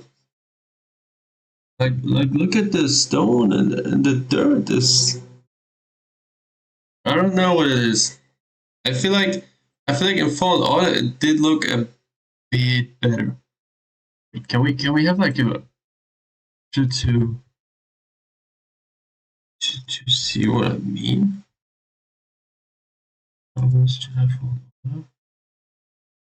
Pictures.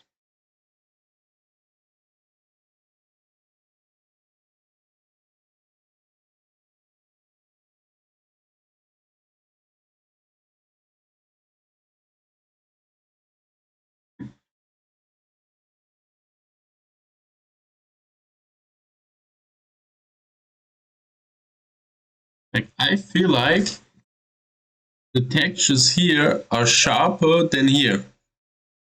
Like the stone, like the rocks, for example. I don't know.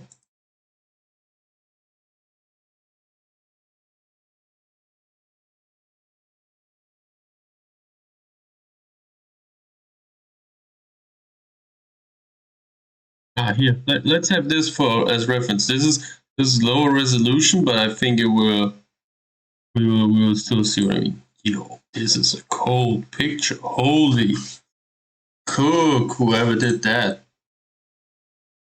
Like here, the textures are a bit more laid out, and so on. Like this grass looks better than this grass. I mean, it's not the highest resolution for the picture, you know. It's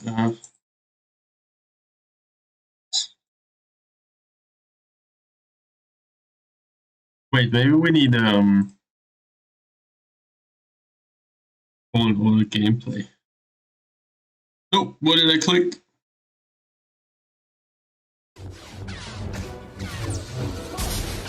Ooh, Star Wars fan film.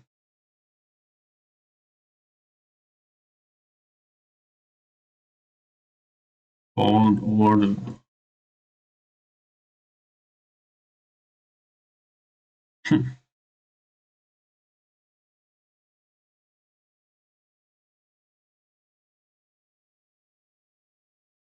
But our next destination should... Look at this. This is way sharper, everything. Or am I stupid, guys?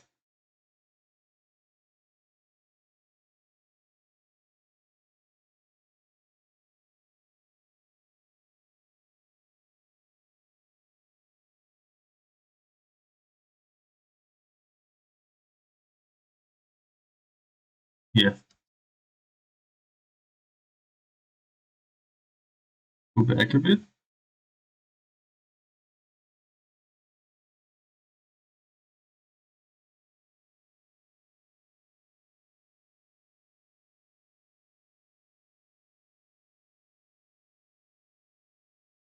Like this. This grass looks way sharper than this. I don't know. And even the rocks, like this, the picture is just, it feels clear to me. Am I the only one who sees that? I don't know. I don't feel like it. I don't feel like the graphics are a step up in the game. And look at this. This is a way cool, better shot. I don't know. I don't feel like it's a step up. Maybe it's maybe the same and therefore below my expectations, but Come on, look at Marvel's Avengers. All they had to do was make a good single-player game, because that worked time and time before, and yet the developers messed it up, prioritizing money milking over a proper video game. But hey, you gotta fail before you succeed. And so it was to mine and everyone else's shock that Gotham Knights would attempt something seemingly similar. A game with Batgirl, Nightwing, Robin, and Red Hood going toe-to-talon with the Court of Owls? How could you possibly botch this one? Well, you know my thoughts and thus how. But the point is that this lesson, to avoid live service gear-based games and focus on... By the way, I can't wait till the YouTube channel Wildlight gives his critique on Jedi Survivor. Was taught twice. I'm then really Suicide excited Squad, to see the what last he has to bastion against say. shitty live service games, fell to corporate greed. It's clear the lesson was being preached, not just by sales and reviews, but by nearly every fan screaming from the rooftops, "Hey, stop!" So forgive me for expecting Jedi Survivor to suck Sith balls. Imagine my surprise when the game didn't jump the shark and allow itself to simply expand and strengthen its assets, rather than inject poison in hopes of a profit. So the first point in Jedi Survivor's belt is that it knows what it wants to be, and it doesn't attempt to reinvent the wheel. This might be an obvious thing to point out, but I believe it's important because this clear direction influences a repeated sentiment, which is everything from Fallen Order is simply better here. Yes, everything. Let's look at the presentation first, where we can see that while the general art style and UI is the same, animations and character designs are overhauled. I don't want to compare fidelity here for two reasons. One is that the game is releasing on a new generation. It makes sense that it would look... Guys, look at this. I don't want to compare fidelity here for two reasons. This One looks is that fine. But like these stones, they don't look like stones. They look like not fully like 90% rendered, but like not fully the game is rendered. releasing on a new generation.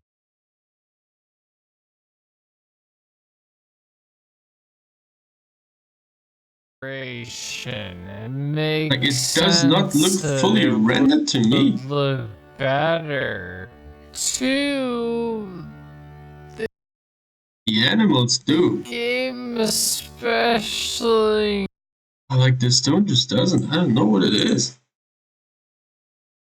Cutscenes run so poorly that as of writing this, it's clear the game can't handle this fidelity. Animations, on the other hand, can speak volumes about a character, their mindset, and their growth. Cal now moves with added fluidity and a loose comfort that shows his growth. In the first game, Cal had taken many years off from the Force, and now that he's back into the swing of things, his swings carry more finesse. And you may I don't know. I feel like they look better in Fallen Order. It's probably just be me. mistaken for thinking that these animations are reused, but they are tweaked to seem more fluid, or maybe careless. As mentioned, Cal is growing frustrated, and it seems every mission he embarks on comes at a cost he doesn't want to pay. So maybe his more comfortable animations are him beginning to abandon the traditions of the Force. This is something Cal struggled with slightly in the first game, but is one of many themes we see carry over to the sequel. Cal has a deep anger and bitterness inside him. In his quest to take down the Empire and restore the Jedi, he is constantly losing losing his friends. The Empire took his life from him, and when he tries to start anew, the Empire takes that away too. I know I'd have some anger within me. The problem that Cal faces is that he was taught to control his emotions, and he seemingly interpreted this as suppressing his anger, when the true lesson is to harness that anger and use it as a force for good. This is why Cal and Cere tap into the dark side occasionally, because whether they like it or not, that dark side is within them, and a controlled use of it serves as a lifesaver for both of them. There's also the internal argument that questions if desperate times truly call for desperate measures. When Bode gives Cal a blaster, he explains that his master frowned upon them, but with a little convincing, he puts that aside. And Bode makes a good point.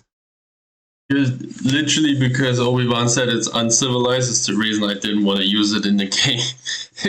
I just don't feel it. If I want to play a blaster game, I'll play Battlefront 2. If I want to be a Jedi, I play Jedi Survivor and Fallen Order and The Force Unleashed. Cal against the Empire is David against Goliath, and not picking up the metaphorical slingshot because of tradition would be foolish. But this small step away from the tradition again manifests a deeper identity crisis within Cal, seeing him wanting to be a Jedi, but consistently making use of the dark side. In the beginning of the game, in an act of desperation, Cal uses the Force to spin an aircraft out of control, the very same move that Trilla used on the Mantis in Fallen Order. The peak of this theme is shown in the final battle against Bode, yet another Jedi who defected to the dark side, where Cal, in a fake-out death screen, harnesses the darkness to come back from near death, but still shows restraint until he has no other option but to kill. Cal by the end realizes that this anger and grief is a part of him, and it does not need to consume him like it does his brethren. Cal grows in many other ways across the story and ventures to different lands too, highlighting another strength of Survivor. The environments this time around have an expanded scope, but still keeps the tighter levels that define Fallen Order. Koboh and Jedha are two planets that showcase vast expanses that, while offering the greatest visuals, boasting vistas of sanded structures and green hills, it's also where the frame rate is at its worst. Something I want to see more of in Fallen Order was planet variety. Imperial bases look great and Dathomir was plenty unique, but otherwise the planets we saw were exaggerated aspects of Earth. Icy glaciers that cover a planet or tranquil flora, it all felt familiar. This was a slight problem with the movies, but Yeah, for me this doesn't seem familiar. First of all, these planets, they all existed before, they were not newly invented. And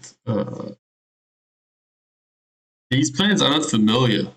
A planet like Kashyyyk is nothing like Earth, maybe deep in the rainforests of Central Africa or the Amazonas, maybe there, but otherwise. And like a fully icy planet is nothing we have like here on Earth. Earth is not a planet like I never minded because those movies needed to be shot in real life, and I prefer they kept things practical. But in a video game, there's no shackles to prevent you from exploring planets that get truly stellar. Yeah, but then you have to go to Felucia or something, and Felucia was something we had, for example, in The Force Unleashed. Shattered Moon is a prime example. Although what he's saying is actually what The Force Unleashed had. Force Unleashed had very interesting planets. The planets had very interesting design and they were really, really cool. It's just the leveling that wasn't up. It wasn't so good, but it was a way.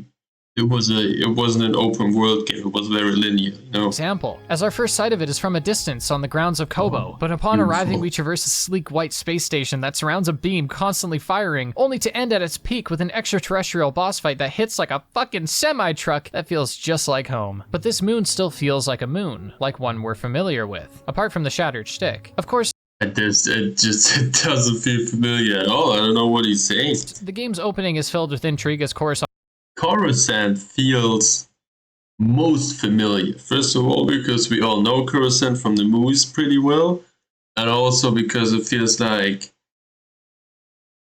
Tokyo, New York, or Blade Runner or something.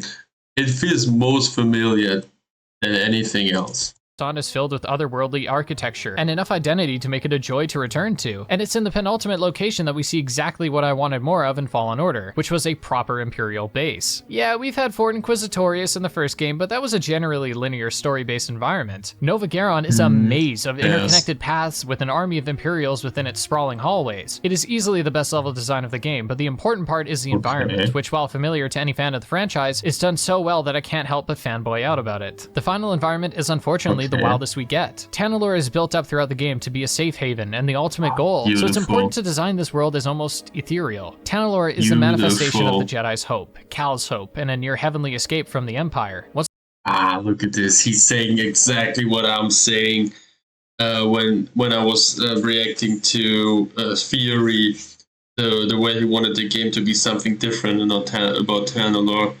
Tanalorr is the manifestation of escape that Cal needs so bad. Once arriving, you'll see the terrain is a desaturated gray, allowing the surrounding nature to pop with beautiful blue water and shades of red and purple bushes that offer a truly interstellar accent. This makes the ensuing Yeah. fight with Bode even better from both a Insanely gameplay and nice. visual perspective. When the battlefield is so devoid of color, there's nothing but boundless screen for the bright sabers to bleed their color into, and it also allows you to clearly see any attacks coming from your final foe. I feel like I've presented the environments as boring when they resemble Earth, and that isn't the case. Well, I personally felt Jedha was bland at times, it's a desert, but the later areas It's a desert. Come of on. Kobo are a sight to behold. How can you have? Come on, it's a desert planet. What else would it be except for the desert? When climbing the large mountain that overlooks the planet, we'll come across nothing but dark visages and Imperial bases. But once at the top, we see an unobstructed clear blue sky. After such a suffocating and difficult descent, seeing this kind of Beautiful. brightness is like finally breathing fresh air. A further sight to behold is a floating observatory inviting you in to Beautiful participate in yet shot. another battle against Dagan Gera, whose fight takes place away from the brightness and I like that they don't have a mini map here in this game. This game would really suffer from a mini map, you know? You have the holo map, which I really started to love. I really think it's a great map. And the way they handle the map and how you need to access it, they make it so you want to look at the game. Or you need to look at the game to see what's happening. And the way that they made so much to have these nice shots and everything detailed, they invite you to look at the world. you know? eventually on the ceiling amidst a forced hallucination. It's during these fights that you truly appreciate the combat's presentation. These lightsabers Yeah. need to be nailed, and I got no insight, explanation, or greater theme to tie into this. These look dope. Yeah.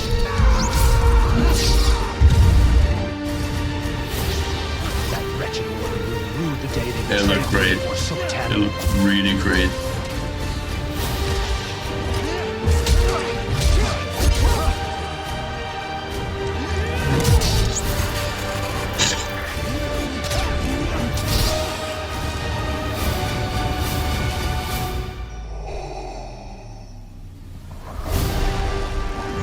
Oh.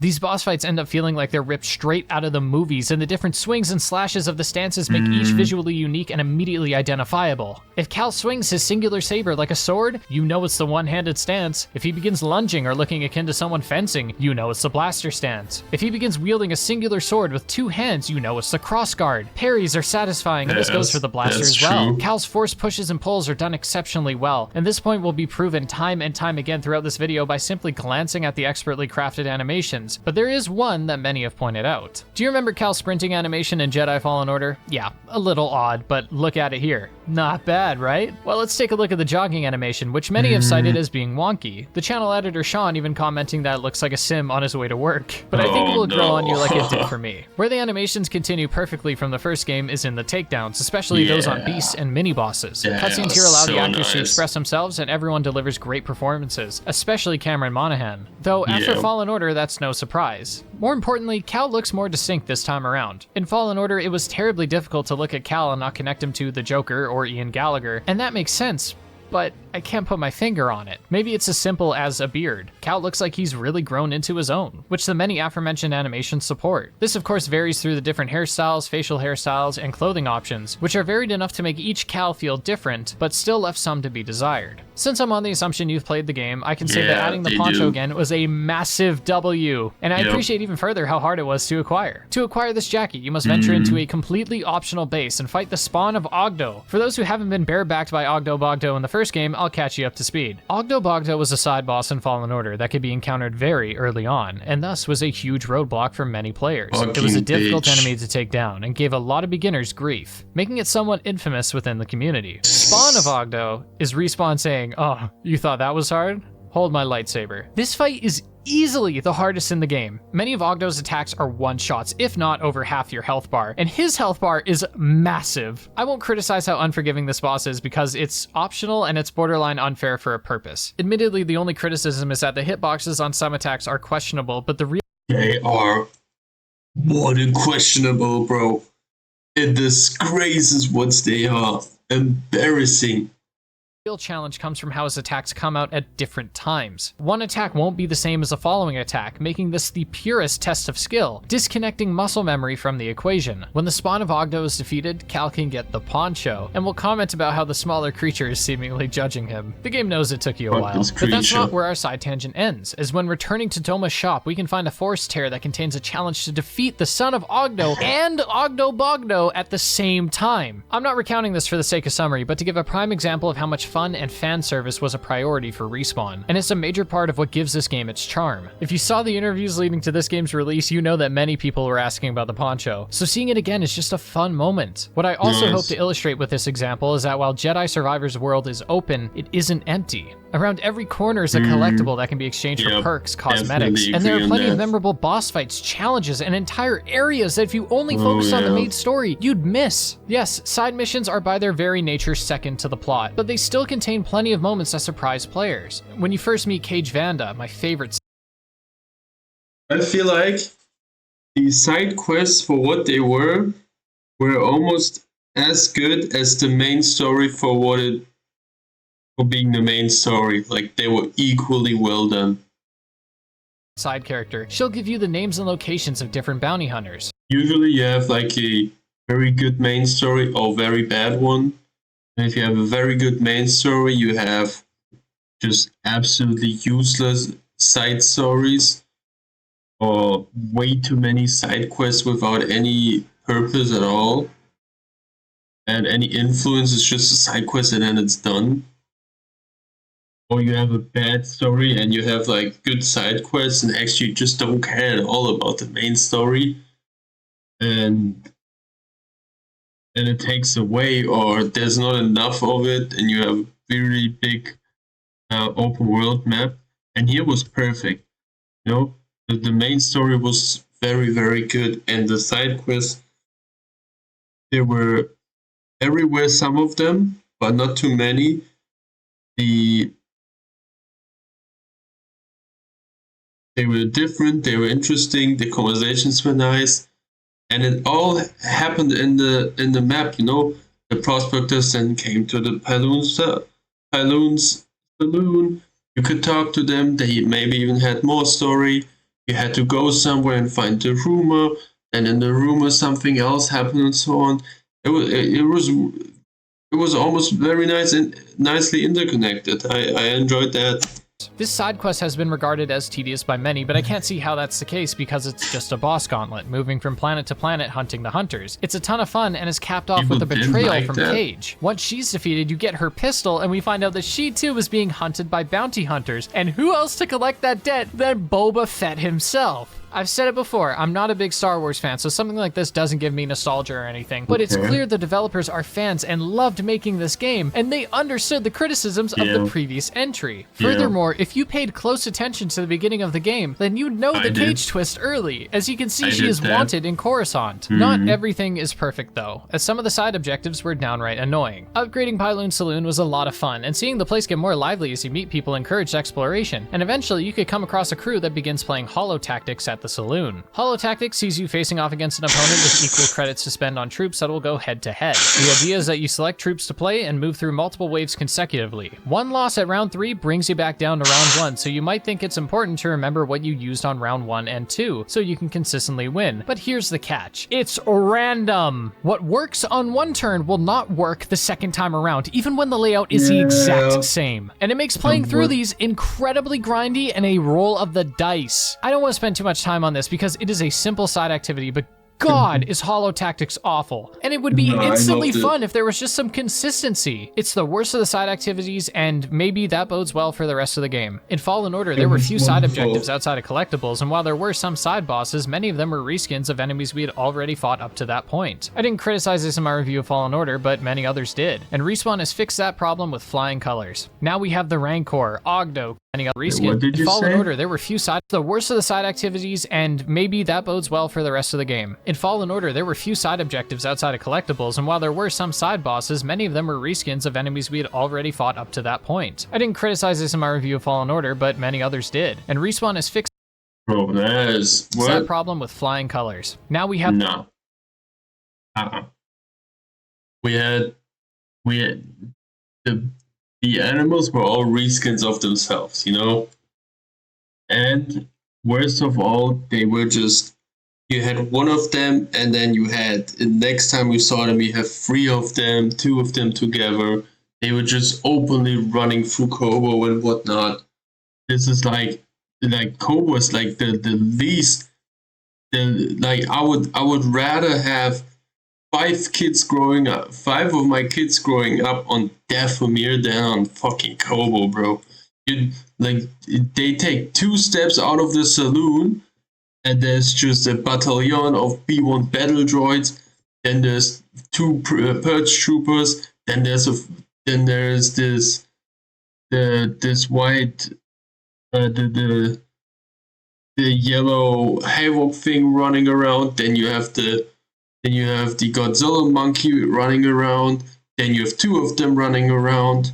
Then you have this rhinoceros thing running around. Then you go turn left one time, and you have a literal Rancor running around and chasing you through half of the map. Like, what? have the Rancor, Ogdo, countless bounty hunters, and so much more. You may stumble across a random shack and upon investigation find an entire underground dungeon with Rancors at the bottom in a 3v1 fight. Again, all hidden under a small shack in the middle of nowhere. Jedi Survivor is a That is good, but like the animal bosses, they are all reskinned of one another. They also almost had the same swinging attack, and worst of all, in Fallen Order we also had like 2 or 3 beasts that had the whole same as swinging attack.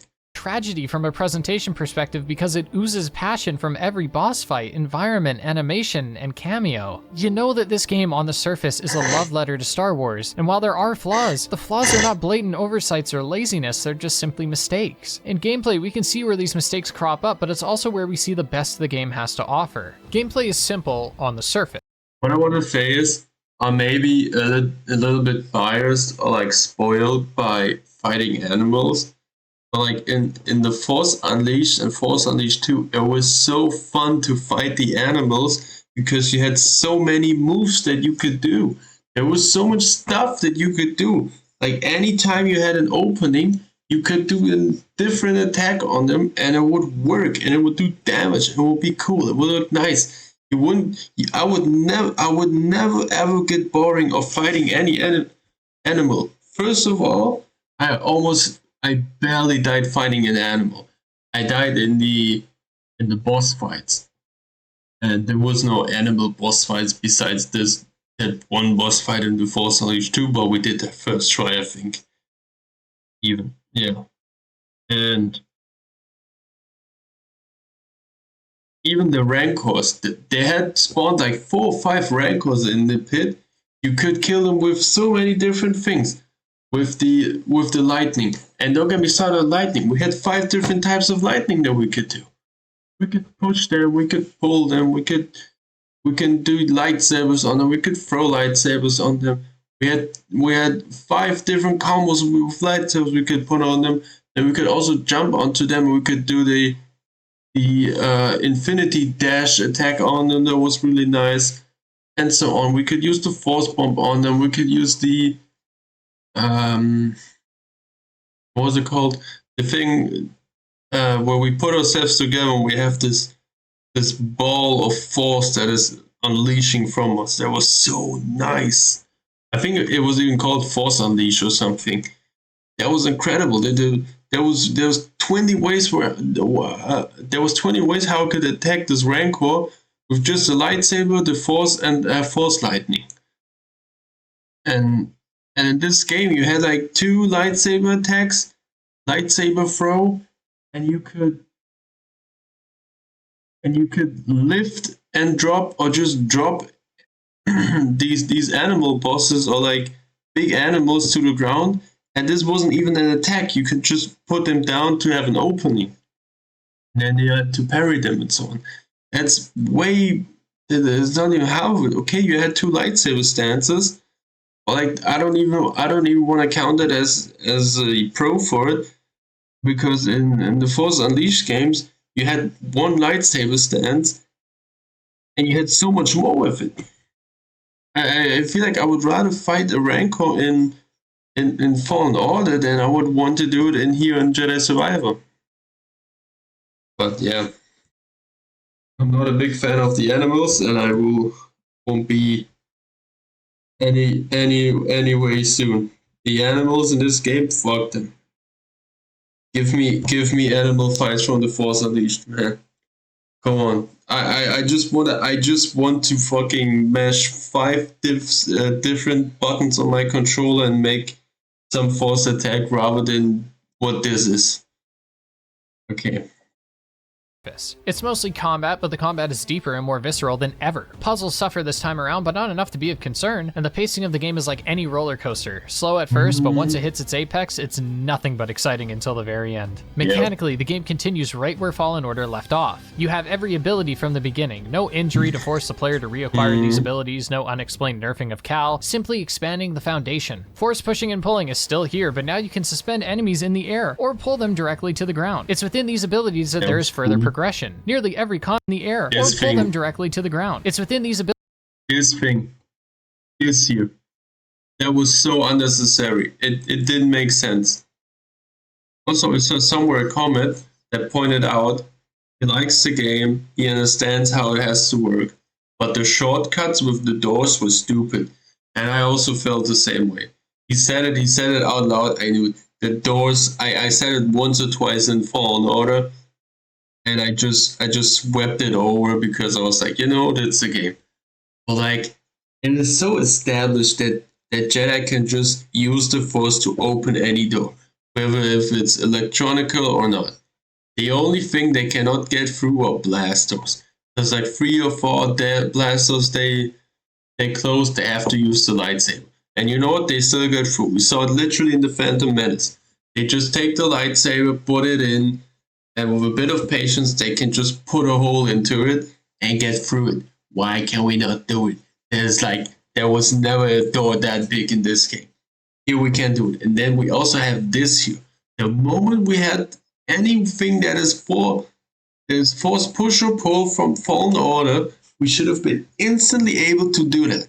But no, we had to wait till the next game, and then 30 hours into the gameplay till we have R1 triangle or R1X or A, however you want it, to do it. Why? For what reason? It's so easy. This is nothing advanced. This is like the basic stuff. Like, I would expect a Jedi Padawan to be able to lift a simple thing, to push a single thing somewhere, and to open a door to the left, to the right, or up and down. This is nothing out of the world, Like, come on. Like, and there's like many levels and many parts and sections of the respective maps of all the planets where you had a gate like that and you couldn't open it up until the point where I had already played 30 hours of the game. Makes no sense. And then you have all these doors. It's like a small door. Like, every fucking house nowadays has a door like that. And we can't open it. Oh, this is locked from the other side. Shut the fuck up, bro. Open that door, man. Like, I know IRL Star Wars logic, it works. And in-game logic-wise, it doesn't work. It just can't. I get it. But if we're trying to have some realism in the Space Wizard universe world of physics, and that's my take. Abilities that there is further progression. Nearly every combat utility has a dedicated skill tree, and for force pushing and pulling, you can only affect smaller enemies, hardly staggering the larger beasts, but with enough. Yeah, but you know what? One attack, two attacks. This is one attack, and then it's expanded. 1, 2, 3, 4, 5, 6. This one builds up on these. So 1, 2, 3, 4, 5. 5. And they're all triangle, hold triangle, square, hold square. This is hold square. This is reflect. This is a defensive one. This is the leaping slash. This is triangle. And this is jump and triangle. There's nothing, bro. It's all one button or two buttons. Nothing ordinary at all. You're the same. One, like square, triangle, advanced triangle,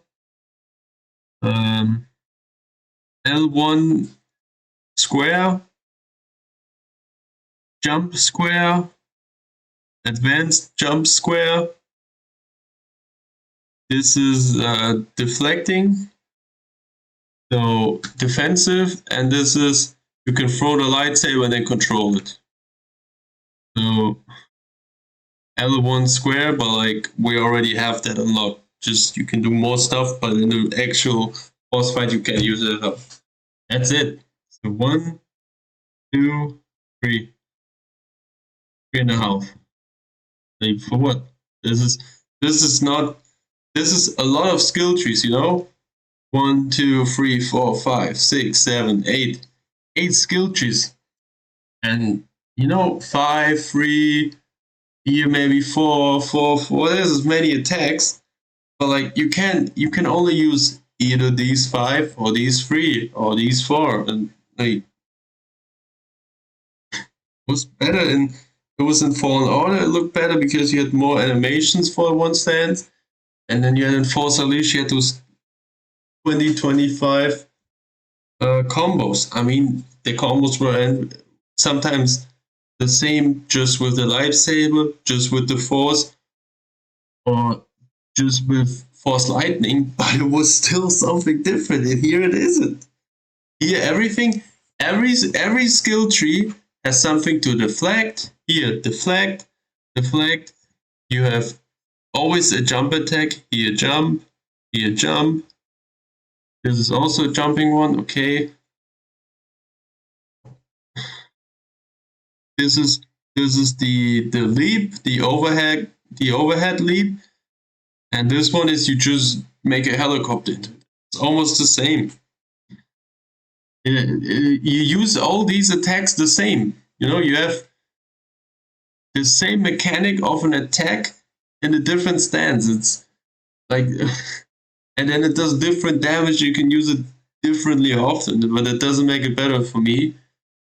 And holy moly, who the fuck has 102 skill points available? What the fuck? And for force pushing and pulling, you can only affect smaller enemies, hardly staggering the larger beasts, but with enough upgrades, Cal will use both hands to topple the monolithic foes in front of him. Okay, the skill trees on... It's a dedicated skill tree, and for force... The skill trees on Jedi Concentration, Telekinesis, and Confusion, those were good. Those were really, really good. Those were very cool. Those were cool, and I want to say they were big enough for what they are. For the lightsaber stuff, they weren't. Pushing and pulling, you can only affect smaller enemies, hardly staggering the larger beasts, but with enough upgrades, Cal will use both hands to topple the monolithic foes in front of him. Cal's slow now affects everyone around him and is on a cooldown, which works better as a reset. If you're being jumped by multiple enemies, you can stop everyone, stim up, and reposition. The same is true within boss fights, but by the end of the game, this is given a greater aggressive utility. As Cal begins to accept his anger, he can utilize his rage when slowing everyone down, offering more damage. Now we have an active decision when we use the slow. Do we want to use it aggressively, attempting to take out as much of the enemy's health bar before the slow runs out, or do we want to wait until our back is against the wall and use the slow to recenter? Either I did like the slow because it wasn't always available, and the way I understand it now is that when you started a fight, you had this slow meter building up. Like this one was really down low and it was building up and it was full, you could use it, and then you had this timer going down. And this is really stupid. I want to use it at the beginning or in the middle, or I need to heal. I don't want to wait so much. Okay, I just want to use it when I want to use it, and I want to also stop to use it when I don't need it anymore. Okay? Like the 2 or 3 times that I used it, I was done with what I needed to do. I wanted to get back to regular fighting, and it just kept going. You couldn't cancel it. Why not? It was a bit weird. I feel like to use the mechanic of slow and then the dark side was worse than it was in the last game. Although it was, for what it was actually better. It was just way worse to use it and apply it to situations. So they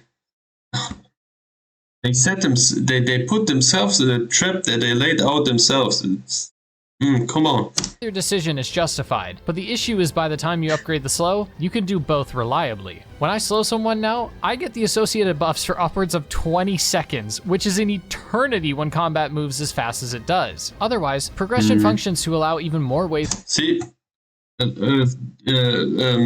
take some focus on eternity when combat moves as fast as it does. Otherwise, progression functions to allow even more ways to dismember the enemies, something heavily requested in Fallen Order. Another new tool Cal has is the Jedi Mind Tricks, which appear within the story when convenient, but with the mind trick thing was very cool. They had it also, they also had it in Force Unleashed 2, and it was kind of cool, but it was like one of the only things they got new, so it wasn't that good. Here it was way better, and the skill tree really made it even better.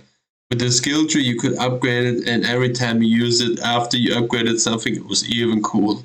I'm so pissed that I unlocked the thing where you force push, have a force pull some stormtrooper or flamethrower guy or the minigun guy, and because you had unlocked this thing, you could turn them around and you can shoot all the other enemies. It was so cool and fun. I really regret not doing that earlier. Within gameplay, Cal can use these to turn enemies against our allies for a few moments and tame animals. When it comes to taming animals, Cal simply... The taming was really cool. The Necros were cool. The slides, they were not cool. These slides were... I don't want to talk about it. But like, you jump on the slide like this, any normal human being could just walk up this thing, and we would always slide down. We're not able to get up there unless we had the Necro. Like, this should have been a waterfall with really heavy tide, so that I would understand not being able to go up there. On Coruscant in the intro level, you have this ramp, and we cannot go up the ramp. It is absolutely not. It's not even going straight down. It's like going up a really. It's like going up a regular hill. It's nothing high at all. It's like an old grandpa could do it.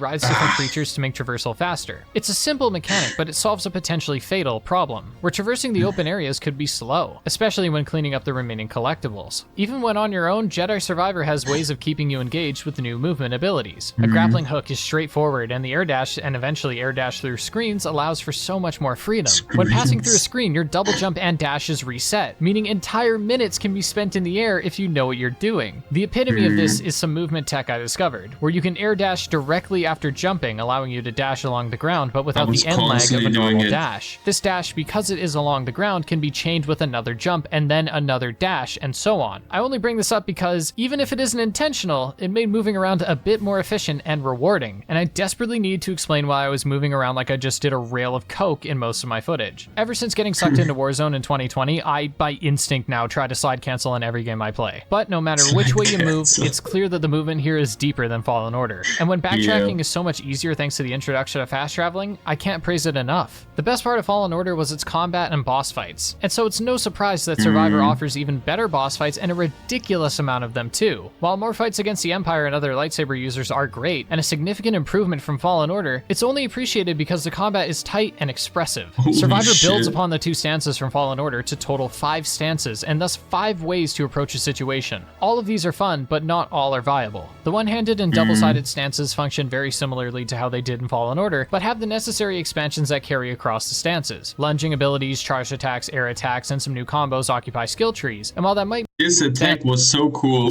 lunging abilities, charged The lunging attacks, was air also attack. cool. This one here, where you go up in the air and then you can either hit someone in the air and go down.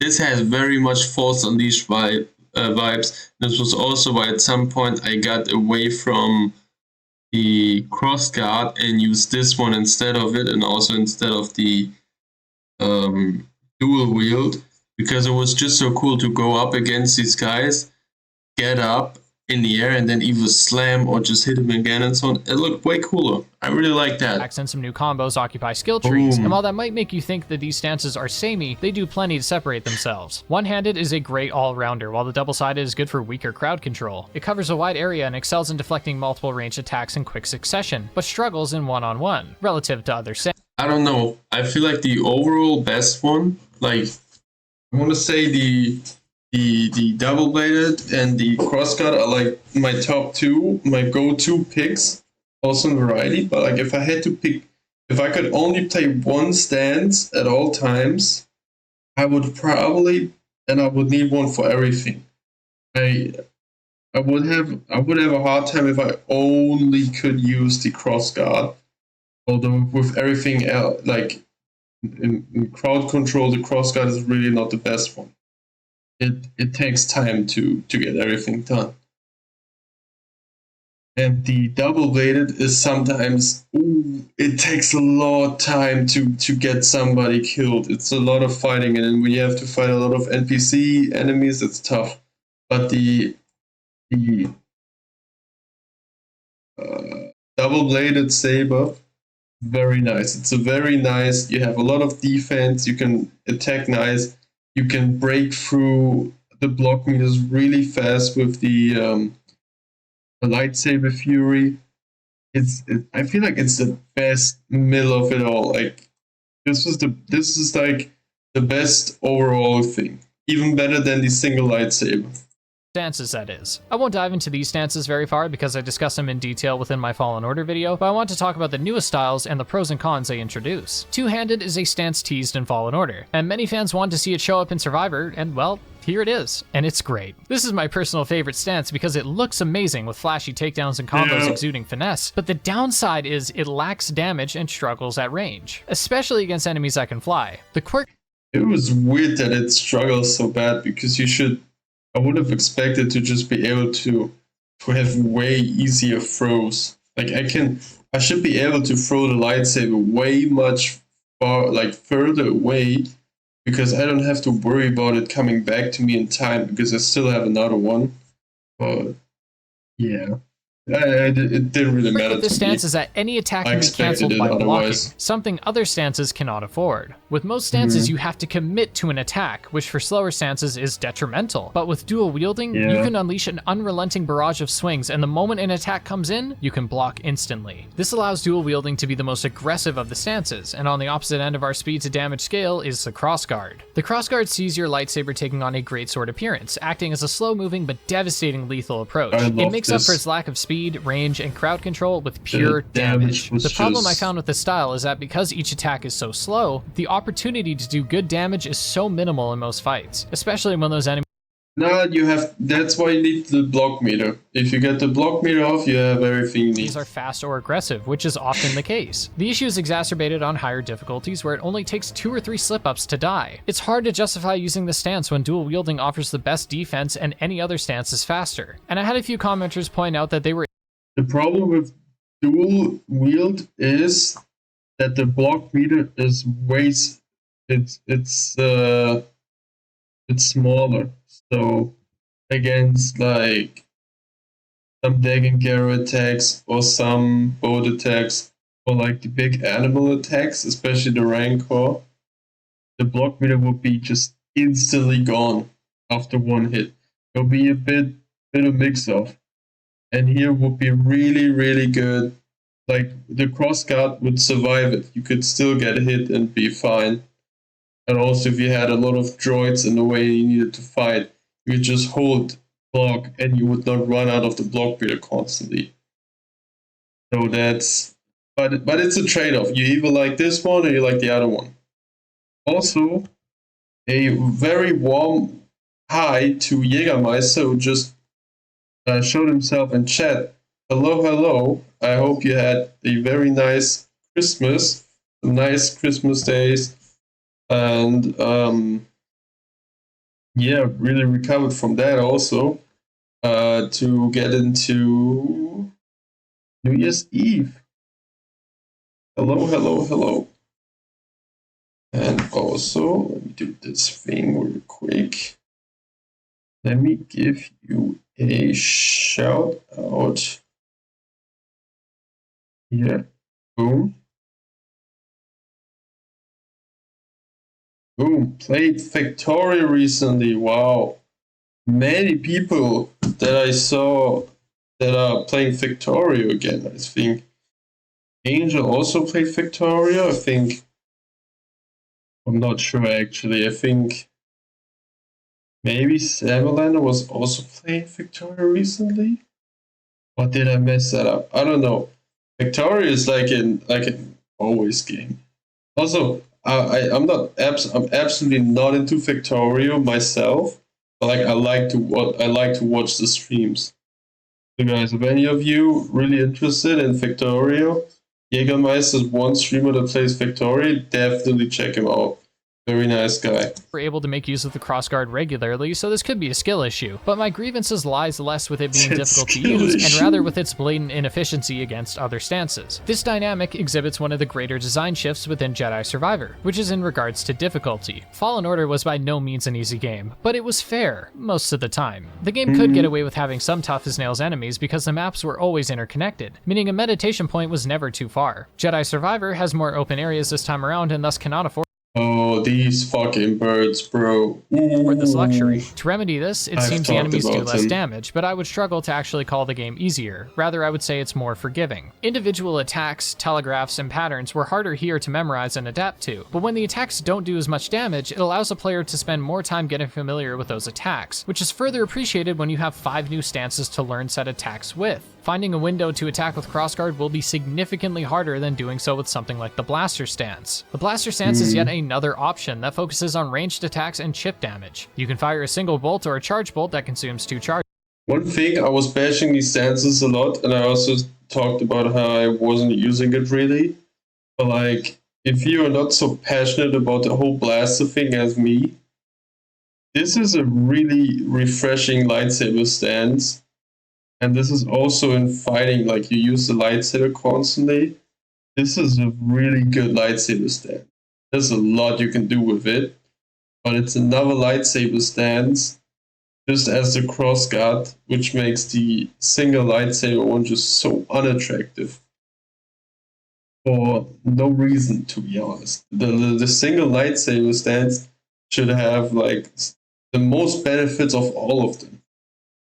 Like, because it should be really good at defense, it should be really good at attack, it should be fast, it should have some range with lightsaber throws, it should be quite easy to block stuff because you just have one lightsaber, and the sliders for every category were in the middle, but like I felt like they were just all below that, like in the how it actually turned out. Like every other one had like something else that was better. And in the end, you have to find with all these stats, you have to find something that suits your style. Like if you're good at blocking, you take the cross guard. You can really capitalize on that.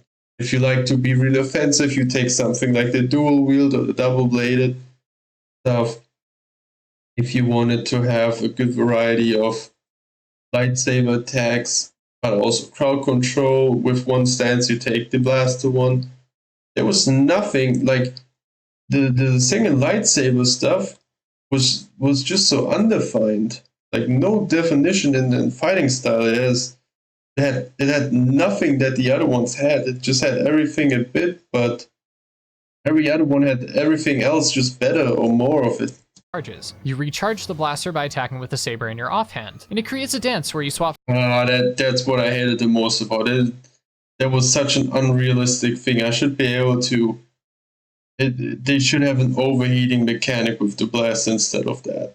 Like, you have a time window where it just, you have this full, and if you just do it too fast, it gets locked up, and if you take some time. You need to recharge it or something. No, it shouldn't be that. Like if you use it too fast in a row, then it is just overheating, and you need to cool it down.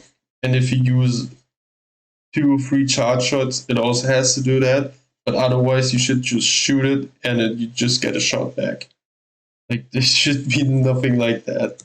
From blaster to saber mid-combo, and some further upgrades like allowing you to parry with the blaster make this even more fit for gunslingers. While I didn't find this as powerful as a dual wield, I ended up using it for most of the game because of its aesthetic appeal, which plays as much of a factor as the utility, and it is why I appreciate the forgiving nature of Survivor's combat. Even if the crossguard was my least favorite, I would be drawn to it for variety's sake, and could be given enough mercy to retrain myself. But of course, this is assuming you are not playing on Jedi Grandmaster, which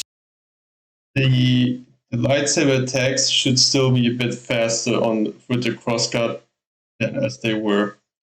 I get it. It can't be really fast. It should be a bit faster, especially if you just had blocked somebody or you're looking for an opening. Oh, sometimes not every attack. Like there should be one attack that's just fast. Just to get somebody off guard to stun them or whatever. There was no fast attack. Which, as its predecessor once did, will kick your ass, especially in the boss fights. The boss fights here improve upon Fallen Order in variety and abundance, somehow expanding the boots everyone else would struggle to fill. Highlights are those in the story, but even side bosses like Cage and the aforementioned Ogdo are exceptionally enjoyable while being challenging at the same time. Set pieces. There was nothing enjoyable about Octobocto. It was cool that was in there. It was not enjoyable. Cage was very enjoyable. But Octobocto was not enjoyable for nobody.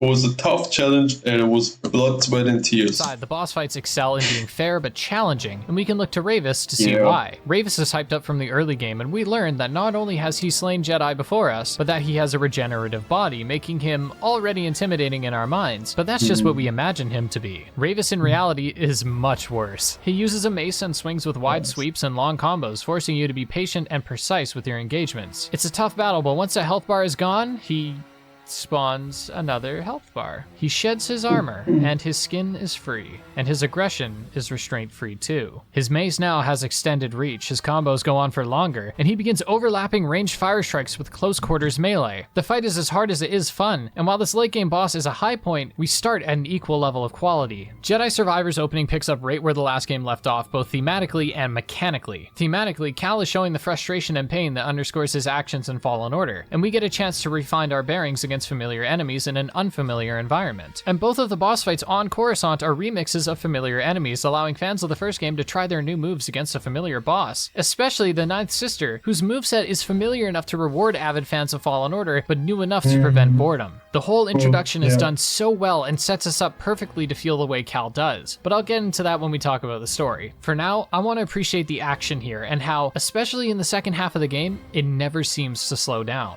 The game even ends strongly, at least gameplay-wise. The fight against Bode is a ton of fun, incorporating some of Marin's abilities and your own, and even has a fake-out death screen where you need to harness the dark side to turn the tides in your favor. I've heard many take issues with this fight because it feels a bit anticlimactic, and I can't help but agree. On one hand, this is clearly a narrative-driven fight, but on the other, I think there are ways to improve the fight from both a gameplay and story perspective. Something notable about Bode is that he doesn't have an interesting power like Dagon's Mirage's or Ravis' Stature. And while Bode's moveset is visually interesting, it functions very similarly to some of the side bosses that hold a saber. The solution is aggression. Halfway through the fight, Bode gets a boost to speed and damage, and it's during this cutscene that Kata is put in danger through his actions. We know Bode is extremely protective of his daughter, so why not make Bode angry that his daughter was almost hurt, and make his attacks grow more aggressive, fast, pummeling, but have his end lag increased, meaning he throws out these massive combos but is clearly exhausting himself. It's already established that Cal is facing incredible anger inside at Bode's betrayal, so Cal and Bode are on the same page. So how do you win? Patience, balance, and focus. This makes the player strive for the same thing Cal does: trust in yourself, your skills, and patience to overcome overwhelming emotion. It would almost be poetic to have the most difficult enemy be the one who was by your side the whole time. The way it is now is fine, memorable, and fun, but I can understand where it could have been improved as a means. Yeah, but the fight should happen, definitely, is just not as the end fight. Having a non-stop roller coaster ride of a game. A set pieces with Marin when running from the drill kicks off a second half that is one major action set piece after another, at times rivaling Uncharted. And while a game does not need this kind of over-the-top ventures to be successful, hell, some might call it hollow, Jedi Survivor elevates its campaign by allowing these mechanically bare moments. Oh, the whole thing, the whole Dagon Gera fight and getting up there, I have just so good memories about it. It was just so fun. It looked so nice. I was just so hyped. The whole space battle, stormtroopers against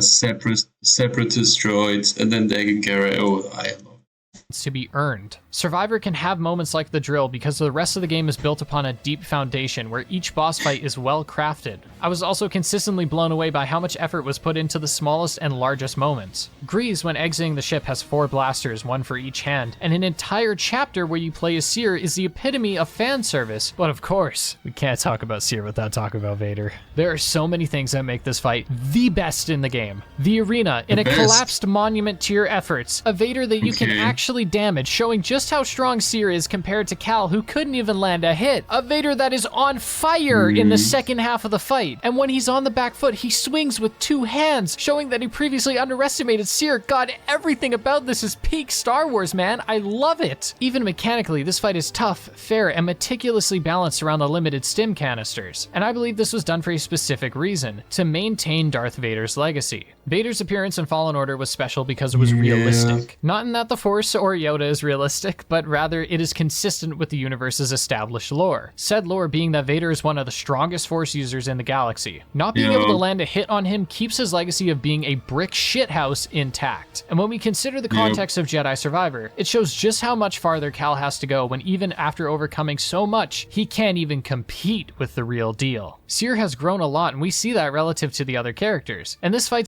Yes, he still was and still is like levels above us. It's difficult to enhance the narrative that Vader is the best there is, because many players, myself included, got their asses handed to them. Further respecting Vader's power is that he does not lose, but only comes close because he The scene is cool too much.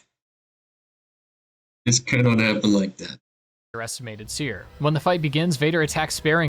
Like overall, the fight is realistic. It's a good depiction of how it should be. Just the end is a bit of an overcook. Slowly and with one hand, but by the final phase, he begins using both hands and swinging with unrelenting force. Yeah. He's not playing around anymore. He's out for the kill. Every time we had a cutscene within the fight, afterwards he got angry and aggressive and. But not everything is right here, as unfortunately the Darth Vader fight commits an atrocity in my books. Cutscenes in the middle of a fight. For the sake I don't mind it. I actually like it more. I like to hear what they say and whatnot. I want to hear them talk and so on. I like those. And I also think it, although sometimes, what is it called, anticlimactic, it just, you have a better definition of the fight itself. I like it more. Sometimes, okay, unnecessary, but I feel like especially those Darth Vader fights, I just want to hear him say something. Oh, you've grown stronger, and then just some cocky back answer or whatnot. Way cooler Think of like laying some that. groundwork. A fun fight is one where the attacks given and taken are balanced, fair, consistent, and challenging. And within a lightsaber context, the blows must be traded with the player alternating between defense and offense. The satisfaction of a good fight is when you become good enough to know all the tricks of your opponent and shut them down one after another. And this allows fights to enter a flow state that I can never get enough of. Boss fights epitomize this because they are paired with heightened scores, stakes, and lethality. But when I am in the middle of wiping the floor with someone, being forced to watch a cutscene to initiate the second phase of a fight You can also skip it. completely rips the agency away from me. In Jedi Fallen Order, some boss fights would have cutscenes in the middle of the action that kill the pacing, sure, but only the first time. To use Taron Malicos as an example, after watching his midway fight cutscene the first time, the game will seamlessly transition into the next phase. If this was still the case in Survivor, there would be no issue, but it's not. And instead, we have to start the cutscene, skip it, then wait for the game to load. It's a nitpick, sure, but it's a pet peeve of mine and it wasn't an issue in the first game, so I feel like it should have been the same here. While we're on the topic of gameplay problems, one I saw online a lot was that you could only equip 2 stances at once. I don't think this is a problem, and I think the greater issue is that swapping between stances is too linear. You cannot switch stances mid-combo without stopping, swapping, then attacking. Combat can be significantly Holy shit, how fast is his swapping? That was never so fast for me. Look, he's a cross guard. mid-combo without stopping, swapping, then attacking. Combat can be shit. significantly more dynamic if we can start a combo with the double-sided lightsaber and then end the combo with the dual wield, even having specific swap attacks. This would not only encourage Yeah, I also said that swap attacks, man. Give me swap attacks, EA. experimentation with different combos, but it would also make stances more viable. Imagine if when attacking, say pressing square while holding left on the D-pad, you could perform a swap mid-attack. Now we can benefit from the defensive capabilities of the dual wield stance, but when an enemy is staggered, we execute with the hard-hitting crossguard. If we get another game, I would love for this to be a feature, though I do still agree that changing our stances should be doable from any location and not just meditation points and workbenches. I mean, are we really going to say that Cal can't use his gun without meditating first? We can keep the limit of 2 to hot swap between, but at least let us edit our loadouts like we do cosmetics from the pause menu, or even grant us a weapon wheel. But when I think of Star Wars Jedi games, specifically the things done wrong, nothing will ever come to mind faster than New Game Plus. In Fallen Order, New Game Plus was pointless. The only thing that carried over was cosmetics. Your health, stims, upgrades, abilities were all reset, making it essentially a fresh playthrough. I got the new version as well, and I had, I think, one special lightsaber, and I had the orange lightsaber. So that was that for me, and I think I had like one more outfit also, so that was cool.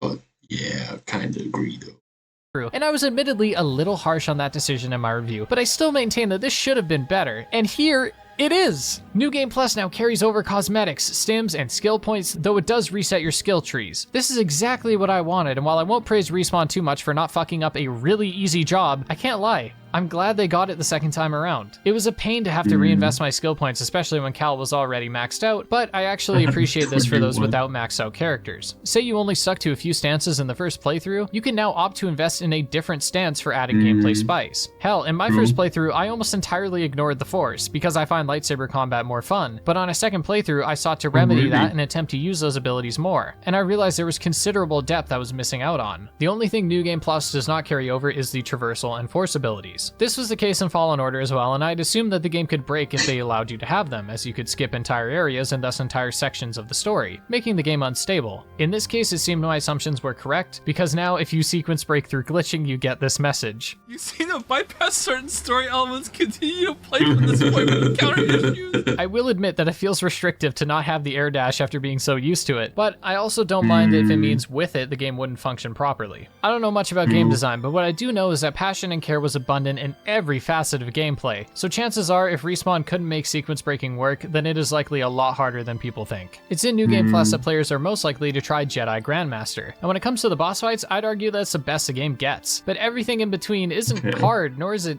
easy, it's simply boring. This is because enemy layouts begin showing their imbalance, and even more so if you select the perk that remixes enemy layouts. I want to use these. We will use the warrior one and the one more. I just don't want to use the new perk that changes the outfit Too stuff. often will you find a patrol that contains enough enemies that overlap devastating attacks to where you're not skillfully bobbing and weaving through attacks, fluidly transitioning between offense and defense, but rather running in circles, waiting for an opening where you're always on the back foot. Alternatively, when enemies are so lethal and we need to isolate the most dangerous and take them out efficiently, it restricts our creativity, because when the most efficient way of taking out a low-ranking trooper is to force, pull, then slash, why do anything else? This does not apply to the boss fights because they're better designed. A boss will rarely overlap attacks, allowing you to sneak in damage to begin controlling the pace of the fight, and even if you can't, most bosses through staggering or their combos and lag offer periods where you can pressure them. In some of these menial encounters, that same care wasn't shown, so we're left with enemies that I actively ran past. There should be no reason that I opt to skip what is otherwise a fundamental— It should also work. It should not work. It should not work that I can just run past 5 or 6 stormtroopers and they just do nothing. They should hold me back or like at least give me a big blow. part of the game.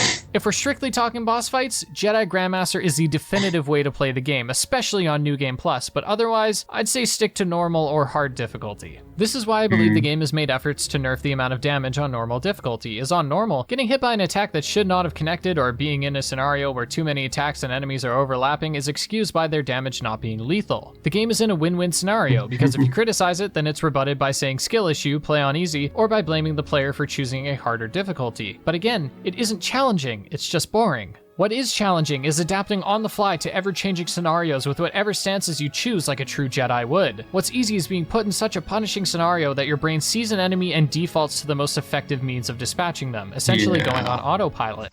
Yeah, that's... I really agree on that. That is happening to me a lot. One thing that will make all these things better is if I could cancel the attack of an opponent. Like, I just hit the block meter, he starts some red attack, and if I'm close to him, I can use 0 force attacks or force stuff to defend it, because it always goes off afterwards. And I cannot just hit them with a lightsaber, you know?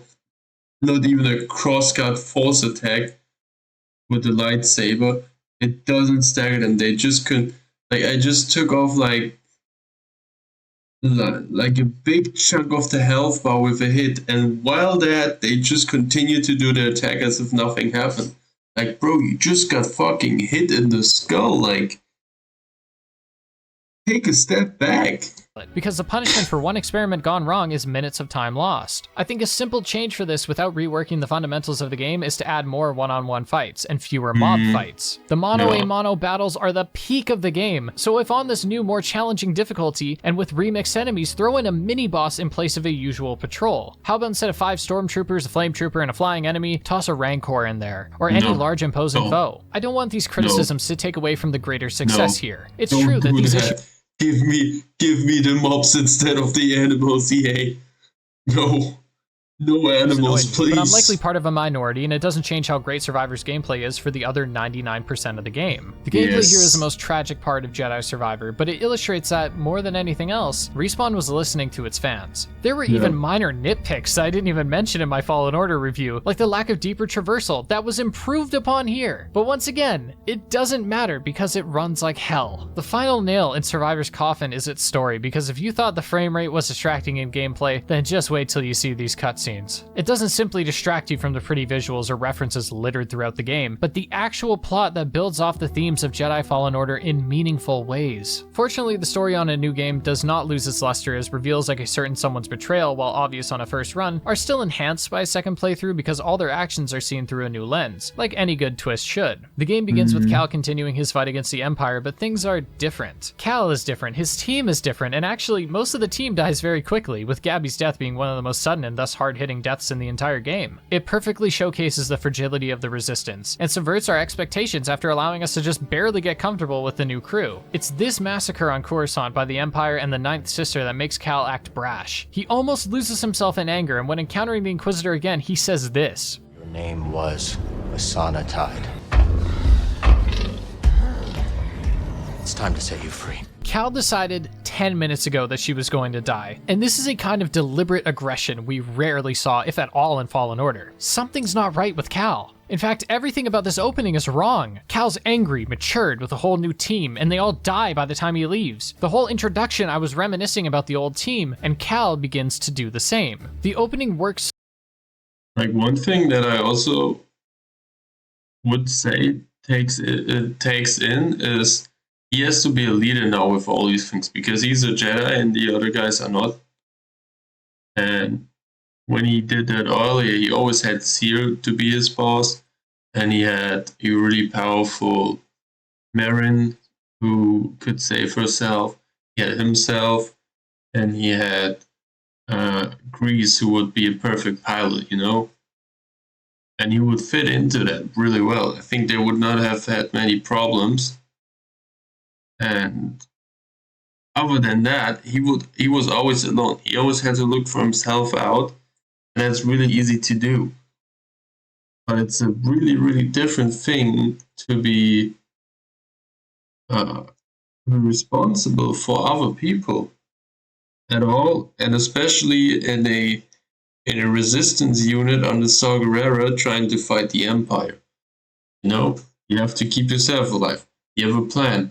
The things that you attack are bigger than the things you did when you were alone. You're not just defending yourself, you're on the attack. But you need to defend yourself. You need to look out for the other people. You need to make sure everybody is safe with that. Anyone who takes risks needs to be able to take that risk. It's a lot of things that take into that, and it's really hard to do. And the moment you make one slip up, or you get too comfortable, or you don't have your eyes open, exactly what happens to Cal is what's happening. He didn't saw both be killed. They all didn't just thought they can go to Coruscant and run out of the yard like that, and they all paid the price. That was almost his whole fucking crew, and the crew itself died. You know, they paid the ultimate price. So well because the player and Cal are mentally in sync. Cal later shows frustration in that it seems everything he does is for nothing, barely making a dent in the Empire. Cal and the group had so much determination that they would take the fight to the Empire in the last game, and now here we are, no further than when we started. What further works in this opening is how directionless it all feels. Not giving the player a proper goal parallels our desires with Cal again, but it means repeat playthroughs suffer the consequences. As of writing this, I am on my third playthrough, and this opening on both replays was slow as molasses, especially when compared to how fast things move later on. By the time Cal gets to Koboh, we find some semblance of normal, meeting up again with Grease, exploring old Jedi tombs, and we even get our old Scrapper outfit. We then uncover some High Republic secrets, eventually coming across Dagan Gera, a Jedi who, after being in stasis for years, seems to believe that the Jedi Council betrayed him. While this first encounter is short, it furthers an internal wavering faith in the Jedi. Cal so far has been nothing but punished for being a Jedi, and he's only met 2 Jedi by the time Fallen Order ends, Malicos and Cere, and both have abandoned the Jedi Code. Now Dagan Gera does the same, so it makes sense that when Cal eventually is offered a blaster, something his master discouraged, he's easy to convince. But this is the point where the game picks up,